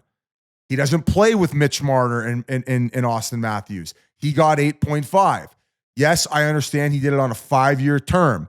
I would offer originally 8 times 8.5 to him and say, that's our number. We want you for more term. If they want to get fucking ridiculous and I'm hearing rumblings they're not even entertaining any of the original offers that Toronto sent over. That's what I'm hearing, okay? So they're just waiting for an offer sheet. Yes, but sort of. But from what I'm hearing that they're offering, I would say to Toronto, stop playing the games. Just offer what you were going to offer. Do it now and say, this is what we're prepared to offer you. And like I would start at 8.5 for 8 years. And then if he wasn't willing to do it for that long, I would probably land in the 5-6 year range at that number. Because now is your Matthews is signed for what, 5 more years now? Because he signed that deal last year, but he had 1 year left on his deal. So I believe he makes 13.25 for the next 5. Maybe it's only 4 more years. Maybe it was a 4-year deal he signed. So that's kind of your window anyway. So you're just trying to keep that number down, in my opinion. And if that's what you lock him up for, that's what you lock him up for. And people say, oh, enough with the Leafs talk. This goes for any team that's kind of dealing with this situation, because offer sheets are now way more of a real thing. I think that GMs don't really, I think it's not as faux pas as it used to be, as like a fuck you to another GM. A lot of people argue, Armstrong would not have done it to Holland if Holland was still in Edmonton. He says that that's not the case. He would have done it. And I tend to agree with him, and I believe him. Why wouldn't you try to believe, or why wouldn't you try to improve your team with offer sheets if other teams have already committed money? Like, for instance, Dallas is in a situation right now where now they just got rid of Mason Marchment. For what? Dude, I saw that return from Seattle. For what? And I was like, other teams, like, were they calling around everyone? Like, they have to get rid of money. And that's why you hear Robertson's going to get traded, and they re-signed Duchesne. But like, I'm like, Mason Marchment, he only got that? It's crazy to me. So there's now an element where these GMs have to make sure they have money available. And also going back to the Nye situation, okay? And as it would pertain for any other organization, what's even bullshit about it, if they do offer him what I just said, and he drags it along, and then brings it to an offer sheet situation, it fucks him on pouncing on free agents to improve the team, because they don't know what their money situation is going to be. So there's a lot of other factors that are involved. Not only like, do you actually want to play for the team? And then on top of that, you're fucking them. Kind of like Mitch wasn't coming back, right? Why wouldn't he have okayed a trade? Well, I know that he's got the right, but he didn't want to come back. He knew he didn't want to come back. Now, the teams fuck guys all the time too, so I don't always hate a player fucking a team. Buddy, I'm a fucking fan now. That's it. I'm in fan mode, buddy. I'm in fan mode. I kind of like this. Biz is just, he's full-blown fan mode. Biz, asking a fan a question. say, there's always a lot of rumors that guys are going to get offer sheeted. Like you said, it happens a little more now, but. And it's going to start happening way more. Way this more. is now right? the time Okay, so what if it doesn't happen? If he doesn't get offer sheeted or doesn't like the number of his offer sheet, if you're Toronto, do you let him sit? Or you offer him something bullshit? Or do you give him his 8.5? Buddy, I've said this from the beginning. Like, love Austin Matthews, love Mitch Marner as players. Like, there was never any denying that. They had no leverage. Sit at home, rot it out. I would even, at that point, you were not in win now mode. Then the agent, like, I'm sure Judd would be like, well, he's never now playing a fucking game in a Leafs jersey. And if that was his response, it's like, well, this guy didn't want to play for, let's see what the return is. Like, you have the control of that in that sense when they're restricted. It's hard because I feel like in today's NHL, the inmates are starting to run the asylum, and that is a thing. Like, look at Cutter Gauthier. Bye-bye. Not starting to. It's now. It is. Completely. Yeah. It is. NHLBA. Yeah, exactly. Give it 5 more years. But I would have personally, they did it to Nylander. They made him sit. He ended up signing for fucking $7 million. He was the best value contract they had on that team during that run. I would have been no problem paid Mitch Marner $9 million a year. It was the 10.5 that bugged me. So you with him and Matthews making an extra $1.5 million on their deals, it's a fucking $3 million player is a good player. It's help. It alleviates pressure from you.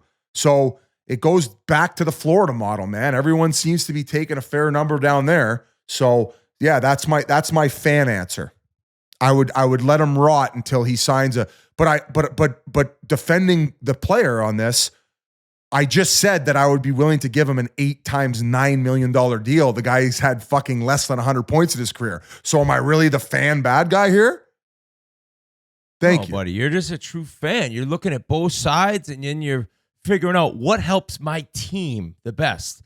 And because I know it ain't about the name on the back, Biz. It ain't about the name on the back. And put that leaf on the front. Yeah. No rings, nothing.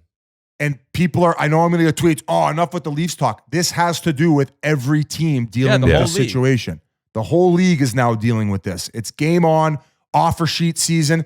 And it's going to get so bad, I think, that to the point where there aren't going to be any because everybody's going to fucking figure out the problem before it even happens now. So and staying with the other side of it, for players, offer sheets now being a thing when they really existed but were never used or very rarely, that's amazing for players. Amazing. Yeah. Literally amazing because you had to wait till your UFA all this time, all these years, and now you're really good. You're RFA. You're basically a UFA. So good for the players, bad for the fans like Biz. We quickly mentioned Marchment. So Mason Marchment was traded, and shockingly, I get they had to get rid of money, but the trade right here was for a 2025 fourth round pick and a 2026 third round pick. So I'm looking at a monster forward who's enormous, who's physical, and 22 goals last year, 22 goals the year before. Maybe probably not what the Stars expected in the playoffs, but for Seattle, it's like, we'll fucking gladly bring in a guy like this. We need to be bigger. We need to score more. And Dallas loses a pretty important player. They get Duchesne back, and now the news of Robertson. So, Biz, we chatted. It was this season at one point. I think it was when he didn't make the Team USA, or was that injury related? But he had the 109-point year, 3 seasons ago, and then back-to-back 82-point seasons. But I don't know about his skating. Like, great player, but what's he going to want? What does he have left? I got to look that up quick. What do you think about his game and possibly them moving on from him? I think with looking at their roster, I guess I'm not surprised that that's the guy they picked, especially with how much he makes.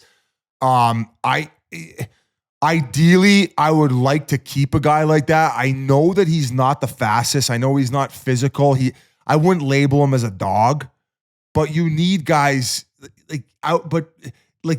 like for instance, like Carter Verhaeghe. I don't think that he's necessarily per se a dog. Like if he left Florida, you wouldn't view him as a dog like maybe you do on Florida. but he's clutch and he can score goals and he can find the right pockets and come playoff time, the game slows down a little bit for him. So you do need guys who have a knack for scoring goals and putting up points. So I just think that they've now put themselves in the situation, and they're probably much happier with Rantanen locked in at what they got him for and what he provides, especially come playoff time, and are willing to part ways with Robertson. I think that if I was a team picking him up, I would hope that he would gain a half a step. I would hope that he maybe through maturity and age was a little bit more physical and more well-rounded.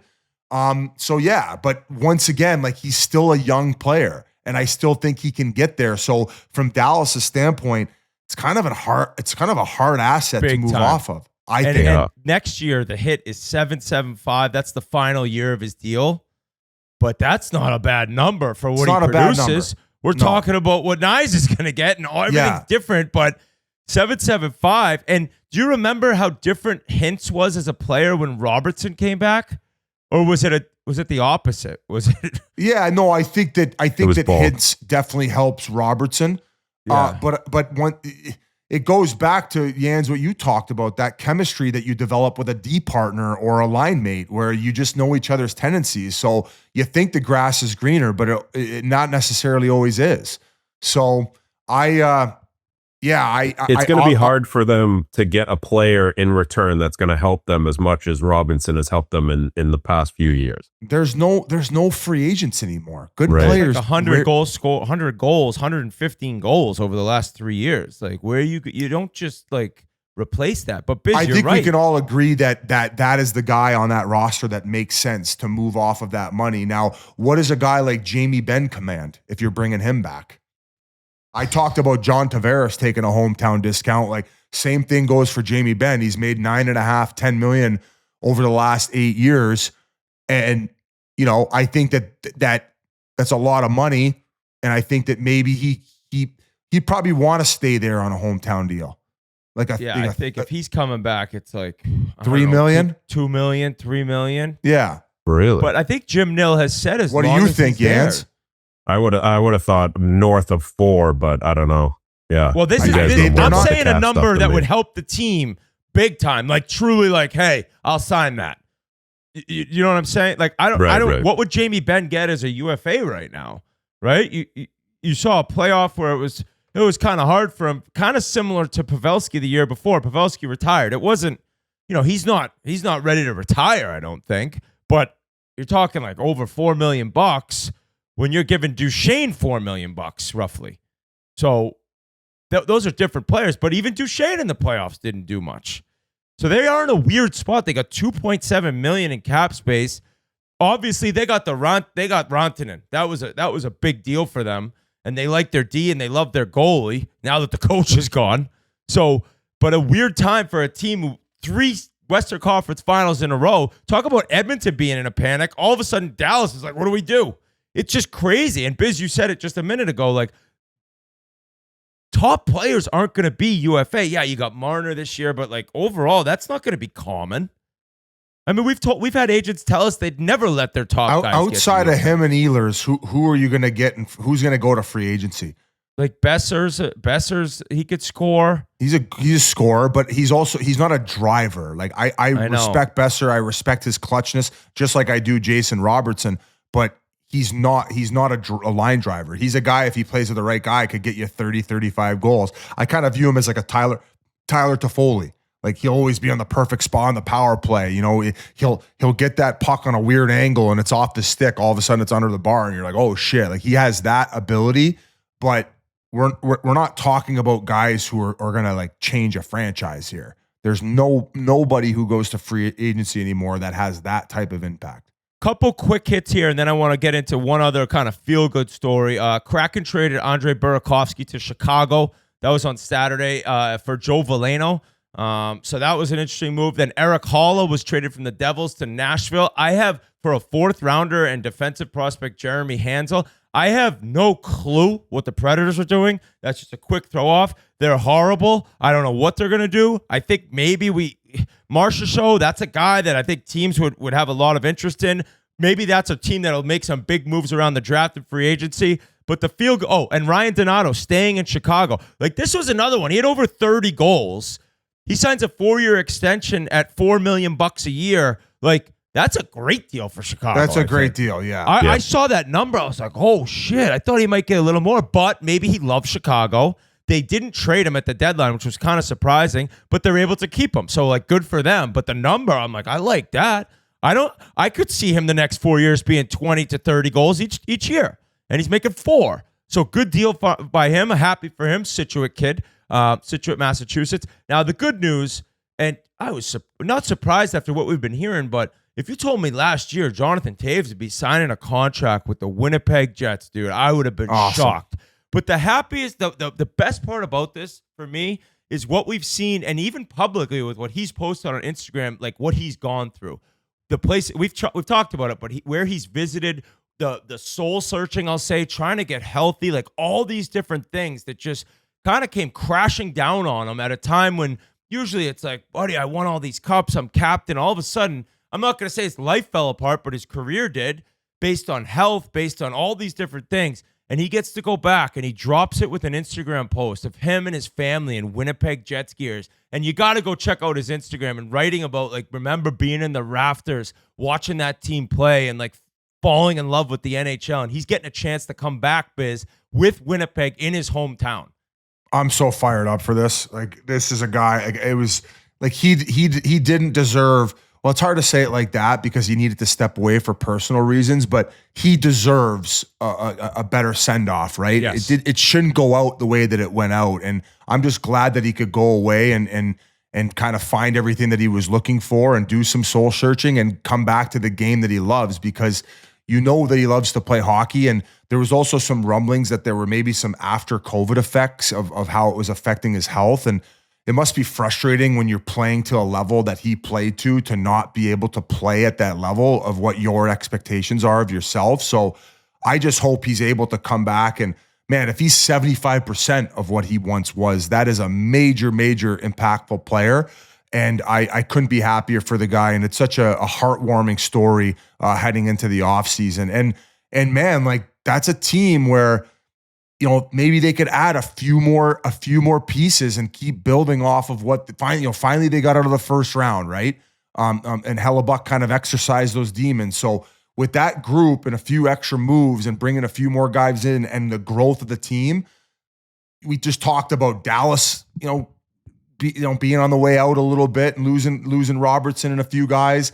Who knows what's happening in Edmonton? You know, what's going to happen with LA? They're a year older. Like, they all of a sudden become the top dogs in the West again. Some people will probably still won't say that they're proven and give them that title, given what we've seen in the past, but just adding another major piece and a guy who could help them mentally get over the hump too, which is very, very cool. And the bonus structure of the deal was kind of insane to me, though. Yeah, it's confusing, and it's only if you're over 35, I think you can get those bonuses. I think it's all based on age, and I think they'd have to win the cup for him to make $7 million, right? Like, I think it's like $5 million I think that he just has to play all regular season games. And I thought there was more playoff stuff in there. Is it all? I think every 20 games he's playing, he's getting an extra $500K on his deal. So can we pull up what the deal was exactly so we could break it down like we did the offer sheet situation? Because I would think that by the end of the year, it's realistic that he makes $5.5 million. It is.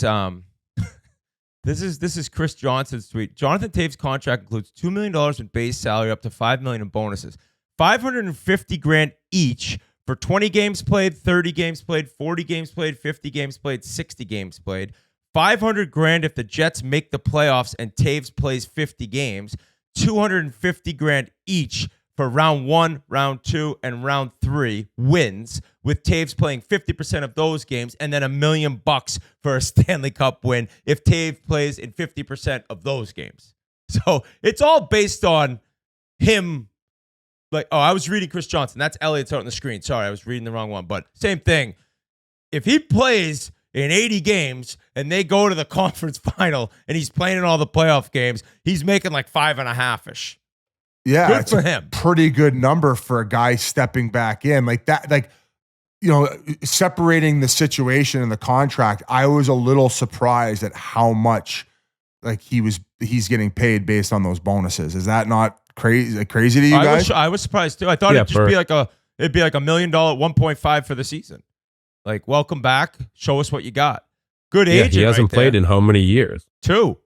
Yeah, like that's a long time off. Obviously, I think he wouldn't come back if he didn't know or think he could do it. So I think he's mentally and physically ready to do it. And the bonus, I think it's beautiful. Good for him. Like he's putting trust in himself. He's going to be there to help the team. He knows what it takes to win. He's done it, 3 times? 2 times? 3. So I love the fact that he did it this way. And it's like, you know what? Put me out there and I'm going to get you some wins and some money in my bank. And G is all over me in this chat here. Jesus Christ. Yeah. Mason Lowry signed with the Boston Bruins, 2-year contract extension, 3.2 a season, excuse me. So 6.4 for 2 years. Sounds like he needs Taves' agent. Merle said, you win the green jacket, you get 3.2 a year. What a league.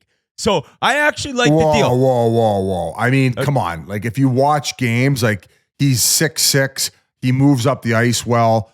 He's great at snapping. That was just Merle's being Merle's. I agree, Biz. I think he could be nasty. Kind of going back to don't judge a defenseman on a bad team, and Boston was a bad team. And he has crazy skill level. Like enough where guys around here in the summer have said, like, holy shit, he skates like the wind. Now, he has some incredible turnovers. Ryan Whitney wheeling the net pizzas type turnovers. Well, you were making 4. And I was making 4. And, which is 7 he's now. trying to make a play. I don't hate it. I do not hate it at all. I like that deal. With that, we're going to throw it over right now to a guy who is about to get drafted on Friday. A Long Island kid. Great freshman year at Boston College as an underage player. Hell of a guy. James Hagens.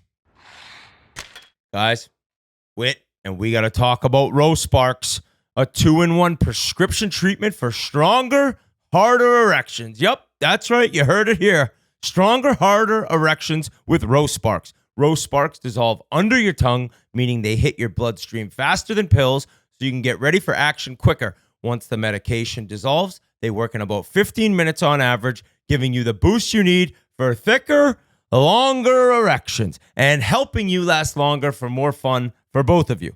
Plus, Rose Sparks stay active in your system for about 36 hours. And that means you can be ready to go round after round or even the morning after, and no need for an awkward in-person doctor visit. RO connects you with a medical provider 100% online, and if prescribed, your treatment ships right to your door. If prescribed, new sexual health patients get $15 off Sparks on a recurring plan. Connect with a provider at ro.co/chiclets to find out if prescription Rose Sparks are right for you. That's ro.co/chiclets for $15 off your first order. Guys, we got to talk about Roback right now. Roback is where it's at. Roback's All-American collection just dropped, and it is everything. If you're hunting for a USA-themed polo this summer, Roback delivers. Prints, stripes, flags, you name it. Next up, their shorts. Whether lined or unlined, they're lightweight, breathable, and move with you.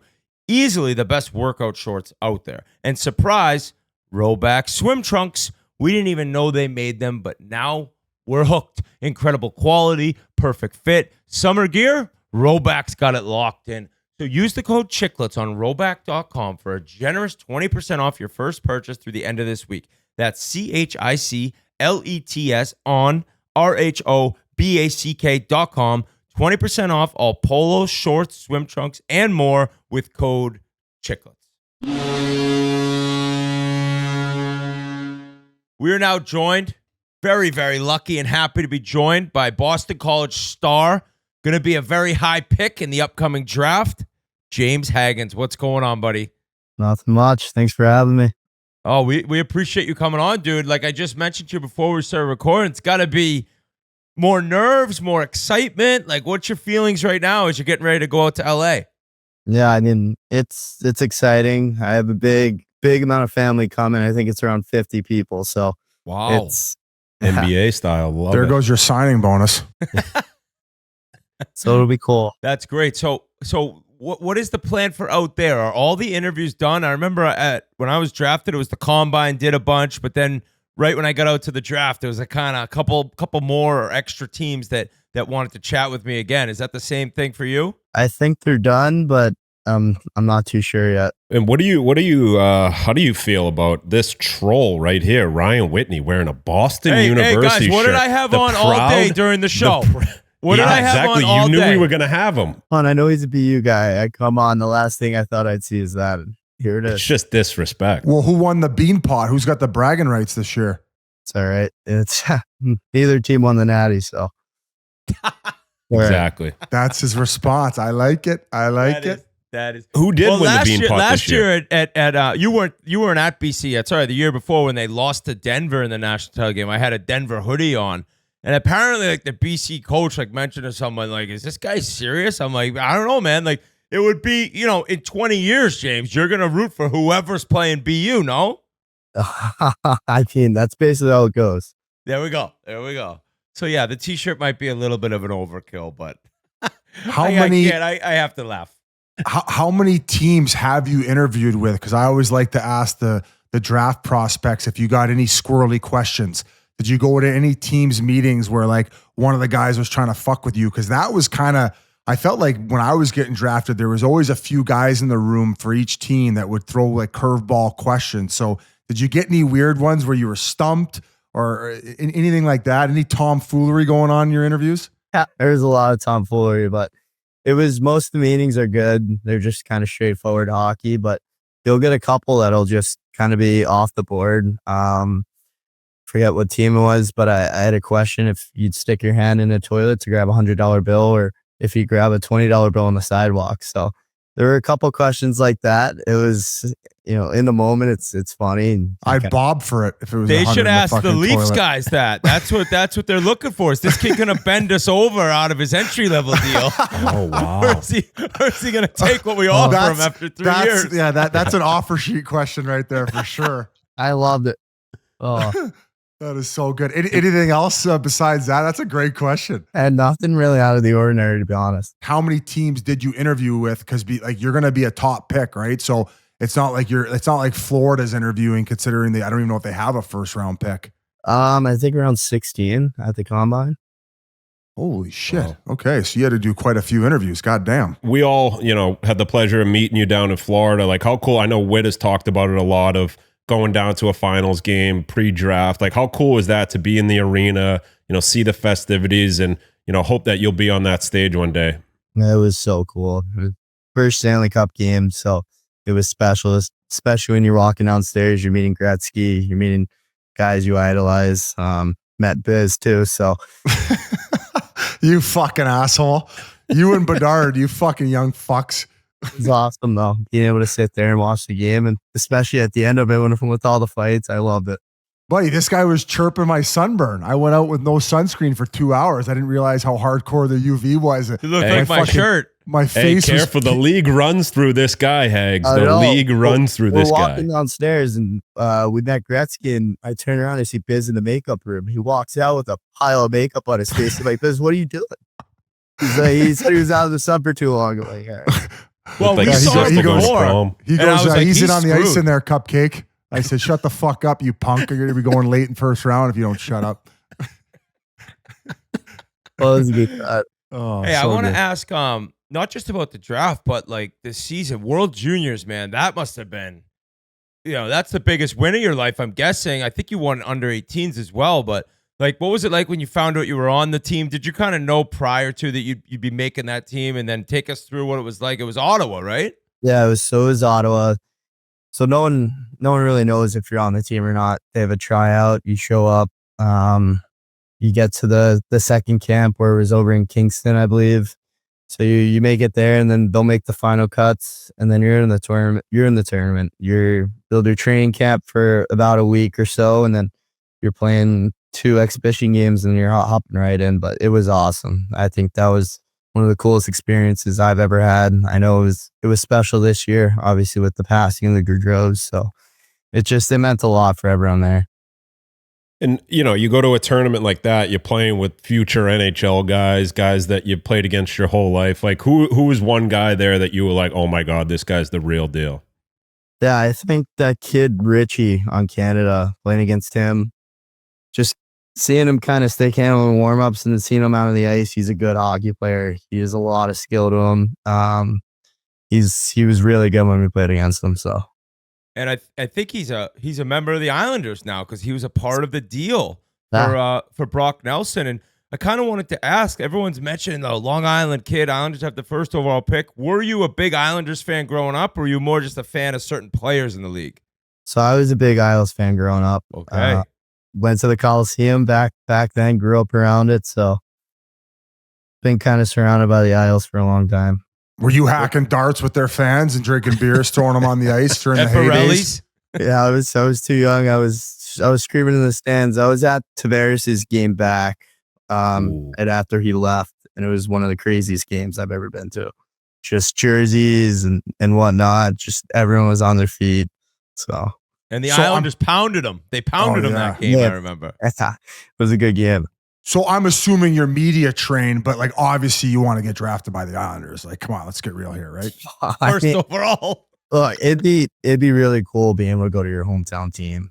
Obviously, growing up around it, but you got to look at it. You want to go to a team that wants you the most. You want to be somewhere that they want you, that you could play and whatnot. So you don't know where you're going. You don't know who's picking where. So we'll find out Friday. Another teammate of yours, actually, I forgot. Grinelli just reminded us. Teddy Stiga. He had the OT winner, the gold medal goal. Yeah, it was like his first shift. Wasn't it his first shift, like first shot on net of the tournament or something like that? Yeah. So there's a good story behind it. So we showed up to World Juniors.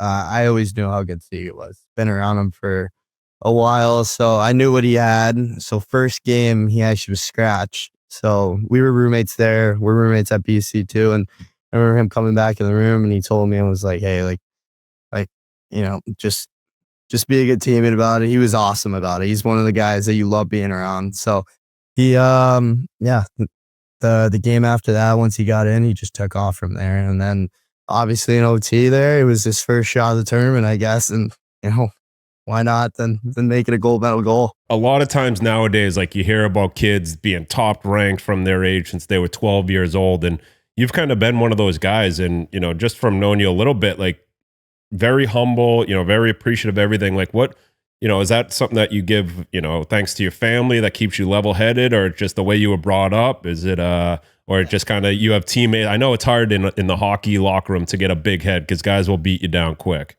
I think just growing up, kind of, you know, the way I was brought up being from here. My dad over the summers, he works a fishing boat. He's the captain of it. So he makes sure once I was around 14 or 15, maybe younger, he stuck me on the boat, started working. So I think just, you know, remembering where you come from, never being that guy that, you know, you don't want to be around, being a good teammate. You hate a guy that's cocky. So. You're kidding me. Your dad worked on a fisherman, but they got to bring back the fisherman jerseys when you go first overall now. Oh, That's fucking nuts. I worked 2 days before the combine. Wow. So what does he fish for? So it's big on fluke fishing, but at night it's like a charter. It'll kind of just cruise around the bay and then bring him back in.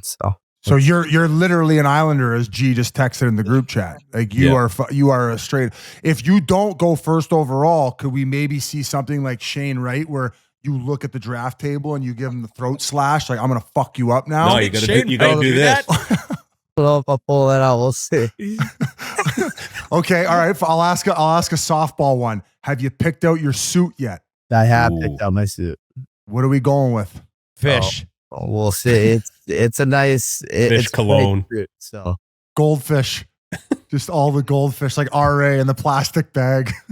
Hey, I need somebody to wear an iced out chain like they do. Like I need somebody to ice it out a little bit. Like I don't think I have that in my toolbox. Yeah, you do. You're from New York. I know. Yeah, imagine the fishing community if he came out there with an ice grill in his teeth. He would be out on a boat again. I don't know if my parents would like that. Wow. So did your dad get you into hockey? Like, was he a hockey player himself or a fan? Yeah, he was. So he played at Brockport. he's right there. Came down for a second. So he played at Brockport for college. He was a defenseman. Bring him on. Tell him to come on for a sec. Ask him a couple Take it Fisher over Bowl here, questions. Mr. Hagens. All right, Dad. Get over here. I want to say what's up. This guy gonna chirp Butch Goring. Yeah, maybe. I hope he's a nail gun and beat your head in. The beef with the old man. Well, he Look at how dummied young Biz, all the Mr. dads Hagens. look He now. dummied Biz. That thing's over. He shoved him in the locker. I'll bring it back. I'll bring it back. He's old story now. I got Tkachuk, Bennett, and Marchand ready to fucking wrap me up. Duct tape me to a wall. I've been getting enough of it from Panthers fans. I don't need any heat with Butch Goring anymore. But All right. so obviously you grew up an Islanders fan as well, I'm assuming. Oh yeah. Yeah. Got us into it. Were you there? Were you there for those titles? No, I was like 7 years old. I mean, I He's can't- like How your old are age, you? Whit. My parents didn't pay for cable TV. It was on like Sports Channel back then. I mean, I was listening on the radio and I'd go to a buddy's house and watch a game. Blue collar. I absolutely love having you on right now. So, like, Hey, why let the BU shirt? My son's an AC guy. What's up? oh, no way. I didn't know that. Bullshit. No shit. So this is out of control. This is his What's he- last draft interview. We're gonna really fucking test him. Hey, so Mr. Hagens, like, give us, when were you like, holy shit, like, this kid is really, really good? Like, obviously, maybe at 10, you see an amazing talent, but you're still like, they're young. Like, at what age were you like, this kid's going to make a living playing hockey?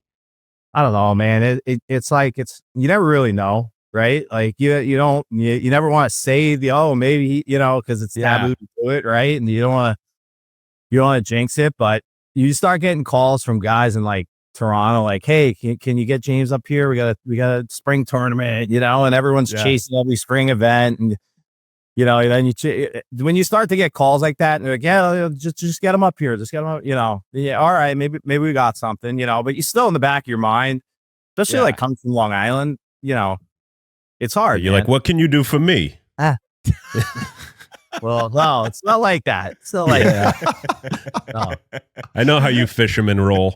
Yeah. But most of it, me and Whit have kids, and like, my kids come home with an A or, do good in a game. You're so proud of, but like, how proud are you of him? Just the man that he is, like what he's about to do, accomplish, being drafted in the NHL. Like, how happy are you and his and your wife of him? Yeah, it's tremendous. It's, he's worked so hard. He's grinded his whole life. And, it's not even like the hard work. It's all the stuff you miss growing up. All the birthday parties, all the barbecues on a Saturday because you're at a spring event, or there's so much stuff. You can go on and on and on. A lot of these kids, it's not just him. It's all these kids that are up for the draft this year. They've missed so much, but, like it's good to see, at least for them, like all the hard work, all the sacrifices they made, that like, it's gonna come to fruition for a lot of these kids, so. Let's talk about the sacrifices you've made. Yes. G posted in the chat here, and I agree. What are the craziest boating stories that you've experienced throughout your years? I can't tell all those stories. Listen, that's not confidential stuff. Any square Vault grouper? Biz. Yeah. No, it's been good. Listen, this guy, like, trying to get him to drag him down to the boat. I mean, he loved doing it for a while, and then he turns into like, oh, damn, I got to train. I told this guy, told him, I think it was last year, I said, I'm going to show up, but I'm going to fire myself. You're not going to himself. You're not I got. And then I got so desperate. I needed guys. I had to drag him back down, And then it was Did he like collect unemployment? I had to buddies with him to kind of get him to entice him to come down. And, for me, it was like, all right, I just get him to spend 3 or 4 hours with him, So it was like, what do I care, He's like, Dad, have you seen some of the contracts that these guys are signing in the NHL? I'm all set dragging a tuna over the bow. Well, his fucking old man's gonna start selling his minnows the way that his kid turned out. He'll be financially fine too. They'll be battling it out. Whatever it tastes. So was there a moment also, I'm guessing there was a bunch of moments, but where this kid is just playing 3 games in a spring tournament, coming home and shooting pucks. You're like, wow, it's like, it was never you forcing him, I'm guessing. It was just like, he wants to do it nonstop. Listen, it's easy when they want to, right? And, it's the old cliche, but like, he's the kid that, like the Mount St. Charles story, he got caught breaking into the rink in the morning before class, and he got jammed up for a little bit. And, but that's just what he did, like I was coaching the Royals team here when they were growing up. And I always had to be at the rink at 6. And a lot of times I didn't get out of there until 9:30. And James, I was his ride home. So he was staying and he was with the older teams, with the younger teams, with the teams his age, and like years of doing that. It, it helped him. He got something out of it for sure, So. Yeah. How hard was it when he's that age? I'm guessing 14 that you took off. And a buddy of ours, Colby Armstrong, he coaches game notes or host game notes. Excuse me. His son went to Mount this year, but he's moving away at a young age. You and your wife must have been like, Jesus. Yeah, I had the other side of the family. I had family members like, what are you doing? Like, Yeah. The kid's in 8th grade. Like, why are you sending him away? What's going on? But it was the right move. It was good. Mount's a great place. It's close. We take a ferry across the Long Island Sound when we're in a dodge of traffic. We just go that way, and it was not so bad. It was during kind of the COVID stuff too. So you'd take times where you're at home for 2-3 weeks. We had this kid on our team, Theo Kiss, Slovakian kid. So he was basically a part of our family. Fisher on Long Island. We caught him his first fluke. Brought him to Florida. Yeah, brought him to Florida. He's just on a palm tree. He was with us for. How'd his career turn out, or is he a full-time fisherman now? He's in the USHL, right? He's in the US. And I think he's UMass commit. UMass, right? Yeah. He's a good boy. Okay. I wanted to know, so I would imagine, given how highly touted you were coming up, you had a ton of offers to different universities. Did your father go along on your university trip with you? What made you end up deciding on BC? I took a couple visits. It was just me and my brother. We left Big Mike at home, but no, I think once we stepped foot in, because I wanted to be like Rodney Dangerfield, man. I want to go back to school and do all that. I think Van Wilder. He was like, no. Yeah. It was obviously it's a hard decision, but once we stepped foot on BC's campus, we knew it was for us. Did you at least go to BU to see what they had to offer, or was that like a faux pas where you don't go visit both? The amount of spring tournaments and whatnot we had at BU, we were at BU a ton, so we knew what it was like. It was funny. Like, we were growing up, I don't think we ever played or had a tournament or game at BC. It was like a secret place. They never have anything there. Fights, they never, right? But we were always at BU. We were always at like Walter Brown. There were a lot of spring stuff. The BU summer combines, we do those, So your brother James and your other son Michael, he's at BC as well, freshman just like you. So I mean, that's you're going down to Chestnut Hill, you're watching your boys play. That had to be just incredible. Seeing both of them out there. I'm the luckiest guy to be able to jet out of work and get up there for 15 minutes before puck drop, and great. It's unbelievable. When you guys played against each other, James, did you guys ever run it? Because he was in Chicago? Yeah, so I played against Mike a couple times. It was pretty funny battles. The last game. Yeah, actually, I was on the PO. I was out there for the PK, and Mike ended up taking a penalty on me. So I made sure to skate by the box and tap my stick. Here we go. A lot of good times, but. This is unbelievable. I don't think we've ever had this, a father-son combo. Having that built-in competitor with your brother as a kid, that must have meant the world too. Obviously, your dad's out there working, your brother's at home. You guys, I'm sure, I don't know if you have any other siblings, but the battles in mini hockey and ball hockey must have been amazing. So we have a little sister as well, Emma, who's a really good hockey player, and we made sure to toughen her up. All these years. She's doing well. She's going to Northwood School in the fall. Oh, nice. So she's right. She's on her way. If you could emulate one player, is there a guy in the NHL that you watch and you're like, that's how I want to model my game after?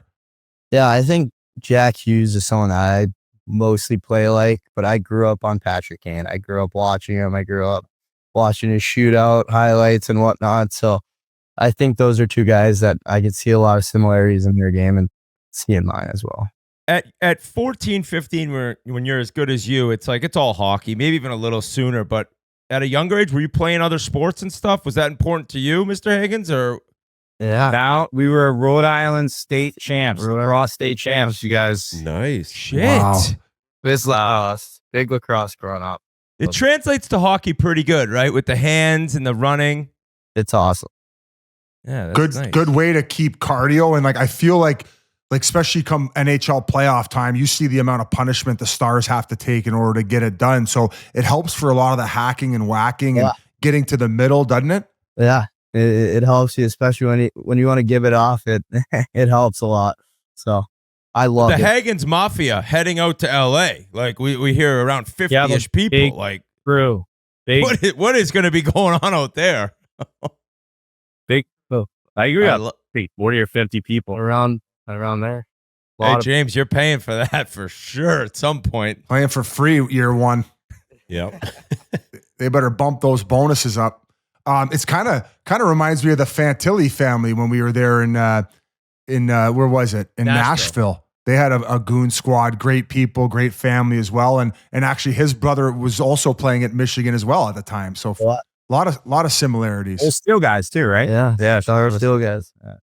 Now, for you next year, obviously depending on where you go, like, is your goal definitely go back to school, or you're kind of like whatever team's drafting me, whatever they want me to do?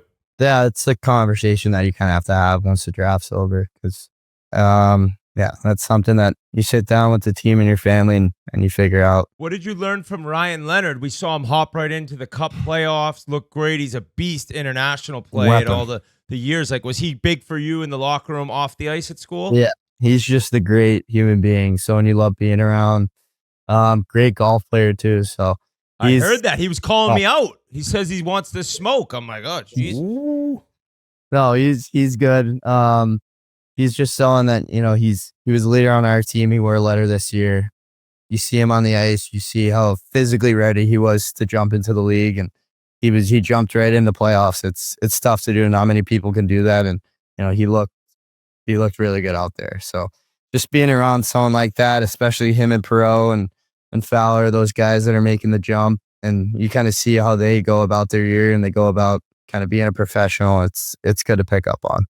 What were the best things about Coach Brown and what he was able to instill in you in the short time he had you? I would imagine he was probably a little easier on you than Whit's coach, who had him by the cage in the hallway. Listen, you little fucking twerp. Jackie better stop turning this puck over in the D zone. I'm going to fucking sit your ass, boy. No, he definitely was. He wasn't doing that, but he's such a smart hockey line. So he's someone where when he's talking, you make sure you listen. You make sure that, you go out and do it. Being able to sit down and go over film with him, being able to teach you.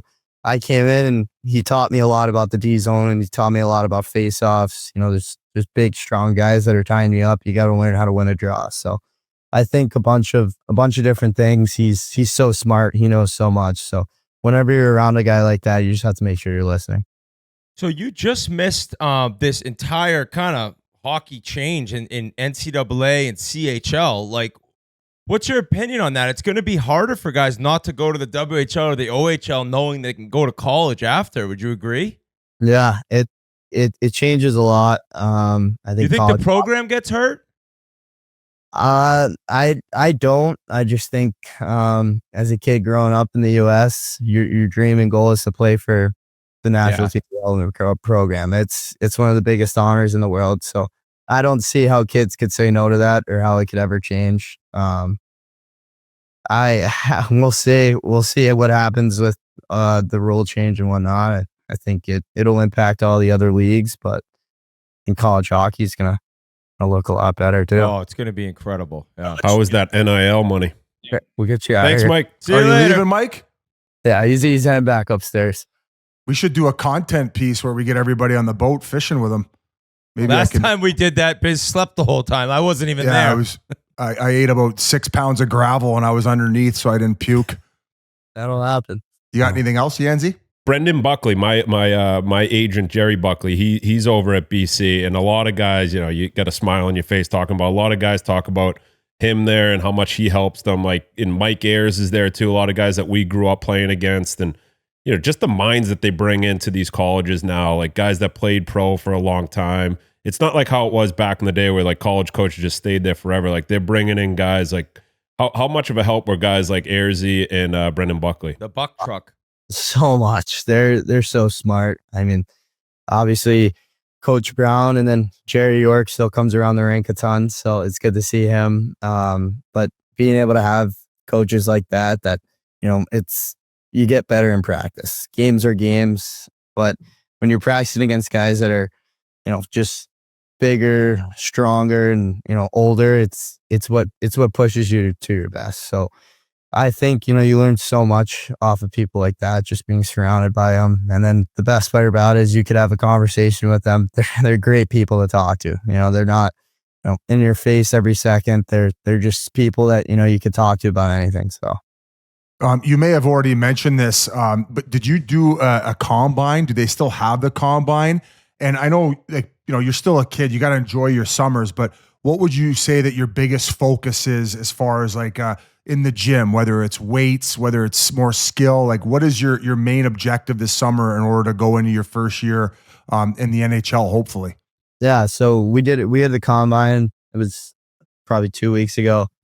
Kind of leading up to it, it was strictly just training for that, because all those tests, it's different than hockey training mostly. So it's making sure you're in the gym. I was in the gym two times a day for I think 3 or 4 weeks straight there once I got home from school. So it's just getting ready for that. You want to be able to show well. And then once the combine's over, I transition to getting ready for the season, making sure I'm working on, putting on weight, putting on muscle, not bad weight, getting, more explosive. So that's, putting on, pushing around weight in the gym, making sure that you're doing everything to get you ready. When did you, because you're a late birth year, so when did you skip a grade? So when I was at NTDP, I did 10th grade. I did it 11th over the summer and then graduated with the rest of the team so that I could come to BC. Because you were able to kind of hear from them, listen, you're ready, almost in a year as opposed to in 2. Mm-hmm. And was it so all summer you were just online doing class? Yeah, so I had classes online. You take a couple classes and then you'll add some in for your senior year more than the usual, and then it allows you to graduate on time. All the 40 people that are going to the draft are the people that helped him with that class. So he, Wow. Yeah, that's it. He's unreal. repaying them, which is That's nice. very nice of him. Every test was about how to put the lure on the fucking fishing rod. Yeah. No, it was good. I got through it. So I mean, Whit, we've talked about the college hockey game, and that's kind of an anomaly being that young coming in. Usually nowadays, kids are 21 coming into college? Eichel, yourself, Noah. Was Fantilli like that? I think Hannafin was. Hannafin was as well, yeah. There's been a few guys. It's not very common. McAvoy did it as well, being a late birth year. But yeah, it's G's just sending here on the chat too that you hold the single tournament record most points in the history of the World Under-18 Championship with 22. Kucherov had 21 in 2011. Were you on fire that tourney? Was there a game with 10 points? Who'd you play with? So I played with Stieg and Brody Zemer. So Zemer's at Minnesota. We it was a good tournament. You think? It sucks because we didn't win it, but we did really well. I actually hold a double IHF under 18 record. It's most minuses eaten in a single tournament. Wow. No, I'm serious. Played against Ovi my year. It's on for about 10 against. For something. I hate rumors. I'm not a big rumor guy. Is there any truth to the rumor that you said to Long Island that if Lou's there, I ain't shaving shit, and then that's why they let him go? He can't even grow a beard. Look at him. Well, nah, he can grow a beard. I like keeping it classy. I look at it. I could grow one. It'll come. That's in. a rumor. Chance you could grow a beard. I'll show you. I might need a year, but it'll come in. A year. So that's a rumor. That was not true. It's just a rumor. Okay. Were you as mesmerized by this Instagram video that came out of you skating around on warm-ups as everyone else was? Because I remember what the hell is this? It was AI. I had buddies sending me the video and they're like, "What are you doing out there?" I'm like, "You're acting like I'm filming it. I don't know. I'm out there playing it, but I know what's going on." So I don't know what he did. I don't know if that's I don't really notice it too much out of the ice. Just try to keep your head up so you don't end up, looking up at the ceiling. You're like Where do you train Whit. at You don't home? know the color of the puck. So I train at Peak Performance. It's in Deer Park at home, and then I'll skate with a bunch of the NHL guys from Long Island. I come back, like Matt Coronado, Pinto, Milano will come down. So Pinto parlay. That's our That's guy. our guy. Nobody Couple laughs at his missiles. own jokes like Pinto Parlay. Remember him, Oh, Biz? he's the best. He's the fucking best. I want to wish you good luck, buddy. And you said your dad fishes in the summer. Does he have another job? What's the winter? So both my parents are school teachers. He's a teacher? He's a school teacher. He's an English teacher. So Wow, nice. I would love to have him as a teacher. Is he hard on the kids? he's in 8th grade. Both my parents are 8th grade. So my mom actually, her class just did some science experiment. She brought home fish. She brought home, I don't know what else is out there. There's like 3 fish tanks of just, I don't know. So they're just chilling all summer now. Well, I guess your dad's working.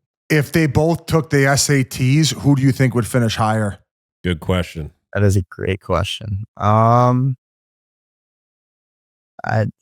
want to say, I'm going to say my mom, just in case she watches this back and she a long talk about me saying that. So I'll go with both. That. I like that shit talking the old man. Well, buddy, like this is awesome. You're beyond your years. Kind of like Celebrini, man. I feel like these young kids are beyond their years now, and you seem to have a lot figured out. So best of luck at the draft. And I think, like, personally, I'm pulling that you go to your hometown team. That's what I'm saying right now. And I think a lot of people are. I think it's a great story, and that franchise could use a bright spot. That's for sure. Hey, well, I appreciate it. Thanks for having me. It was a great time. Who's your agent? Bobby Gothard and John Ozzie too. All right. Well, exciting time. Good luck this week, buddy. I mean, you'll never forget it. So have a great time. You guys won't be out there, right? No, they banned us. No, we were already drafted. I had to wait till day 2. 23 years ago, I was picked. No suit. All right, James. Have a great one, buddy. Thank you so much to James Hagens. I think that kid's going to have an incredible career. Head on his shoulders. We'll see where he goes.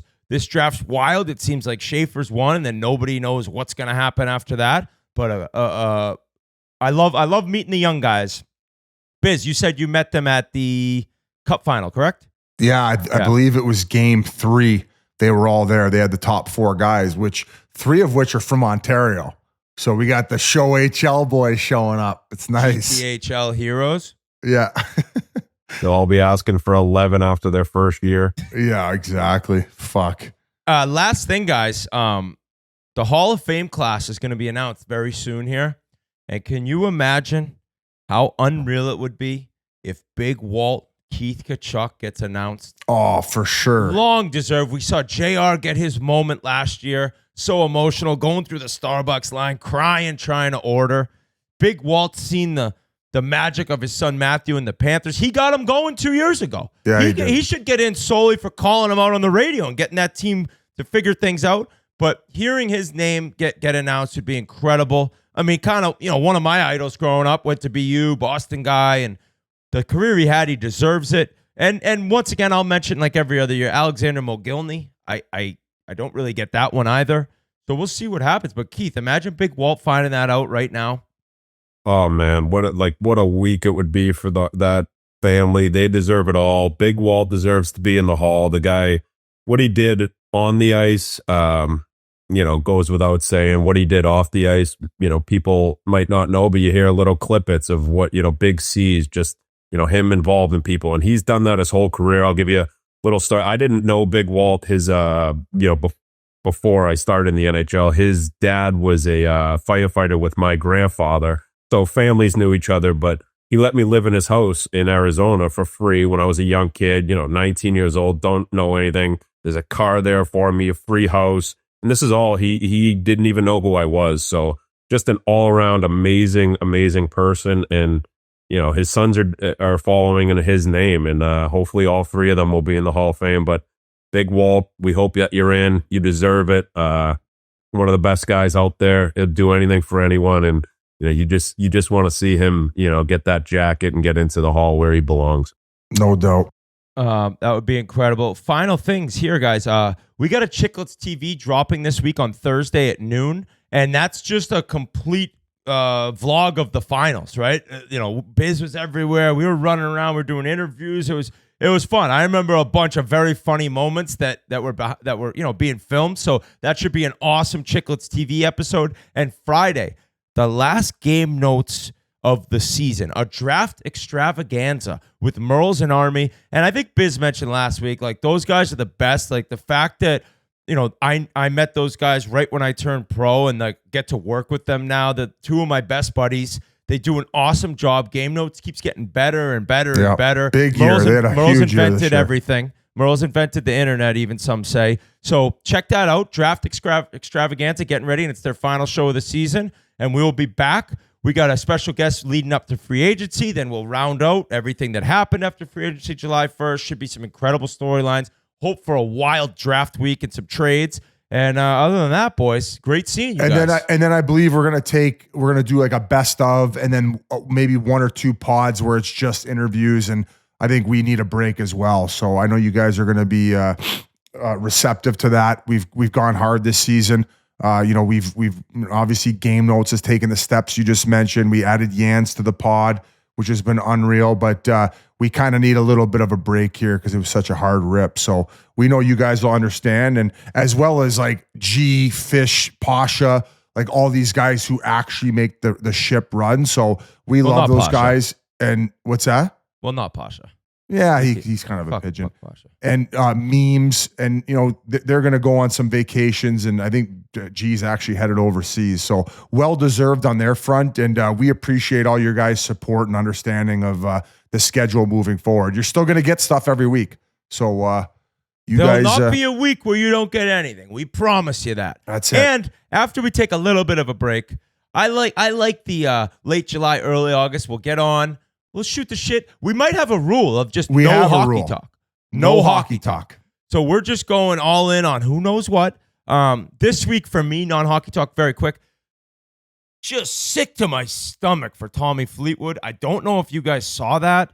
This guy, one of the best ball strikers in the world for golf, who has yet to win on the PGA Tour. I think like 9 years maybe he's played on the PGA Tour. Can't get a win. Been a Ryder Cup machine. They call him Fairway Jesus. He's just an unreal golfer, and I love watching him. And finally, he leads the final round of the Travelers in Connecticut, which is an elevated event, by 3 strokes over Keegan Bradley, captain of the Ryder Cup team. Tommy Fleetwood will be an important part of Team Europe at Bethpage. And he goes to the 18th hole with a 1-shot lead. And he bogeyed the fucking hole, and Keegan Bradley birdied it to steal the trophy out of his hand. So America gets a win. Good for Keegan. Good for Keegan. Keegan Bradley now pretty much has to put himself on the Ryder Cup team. He'd be the first playing captain since Arnold Palmer. Has not happened in Why? forever. Because he's been lights out this year? He's like 7th in the world. And like, wow. I don't think he went into this thinking I'll be playing, but at some point I think after he mentioned like, I'm the captain trying to put this team in the best place to win. And I think right now, like he said, he was not going to play for sure if he didn't win this season. Well, he just grabbed an elevated event win. He's been money all year. It's like, hey, buddy, can you do them both? Can you lead and can you play? Reggie Dunlop. I think we might see it. Reg Dunlop. Hey, but is Fleetwood, I Fleetwood- felt sick for Tommy Fleetwood. Oh, Is Fleetwood the guy, his little kid at the Masters was being interviewed? He's like, I tried my hardest. yes. I just wanted to keep get over. practicing. Yeah, that kid Yeah, was, it was so awesome. cute. That was a good accent. But Biz, the bogey, he had a 9-iron in his hand from the fairway. He switches to wedge. He comes up short. Bradley hits it to like 6 feet for birdie. Fleetwood's first putt ends up literally half an inch behind Bradley's ball. Oh, So like Spawn. He So literally he gave him the read. Oh, and apparently a video of download of the ground popped up where the ball like looks like it might hit like a little mark, like a scuff mark, and it kicks right. Didn't even hit the hole, and then Keegan Bradley just hearts the thing. But I actually felt sick for Fleetwood. I'm like, like I didn't know don't know he's if he'll never ever won. win after not winning. Why like do you that, call but- it an elevated event? So they have. It's I think high. there's like It's high elevation. 8 elevated events where the purse is like $25 million. Like Oh shit! not to the winner, like the money that goes Right, out right. to all the. So I you don't win even think that there's- one, you're bringing home $1.5 million. No, like 4, I think. What? And I believe Holy- like I don't even know if some of these elevated events have cuts. So like if you So get in, so you're not only did he making money. lose, he cost himself a couple million. Yeah, he's actually made. Somebody said yesterday, I think he's made like $58 million without ever winning on the PGA Tour. So like, Oh. Biz Gonna is play like, for I'll the lose Leafs every next fucking year. week. Yeah, I'll take that Biz L. is like, you could just steal the trophy. Just give me the. You're like, Yeah, Biz is like Happy yeah. Gilmore. Just ask Green for the jacket, big gold check. jacket. Who gives a shit? All right, I love you guys. Oh, and then if we're talking non-hockey stuff, fuck, I came home. I didn't realize you have to get an exterminator every couple months. So I got home, I fucking must have had 150 crickets in my house, fucking just bouncing up and down. Oh, they're loud too. Biz, you don't need it every. Just sign the yearly thing where they come once a month and you pay one time. Yeah, I didn't realize that they had to come once every month. I thought this was like a once every 6 month thing where the exterminators came. So I came home from after my long run and they got fucking 150 cricket. And I'm trying to sleep. I used to in Phoenix because I was so afraid of the scorpions. I had them come every week.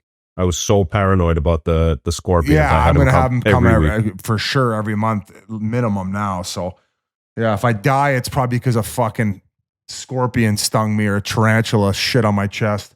Anyway, that's pretty much all I got for this show. That'll end it. Love you guys. Bye. Love you, boys.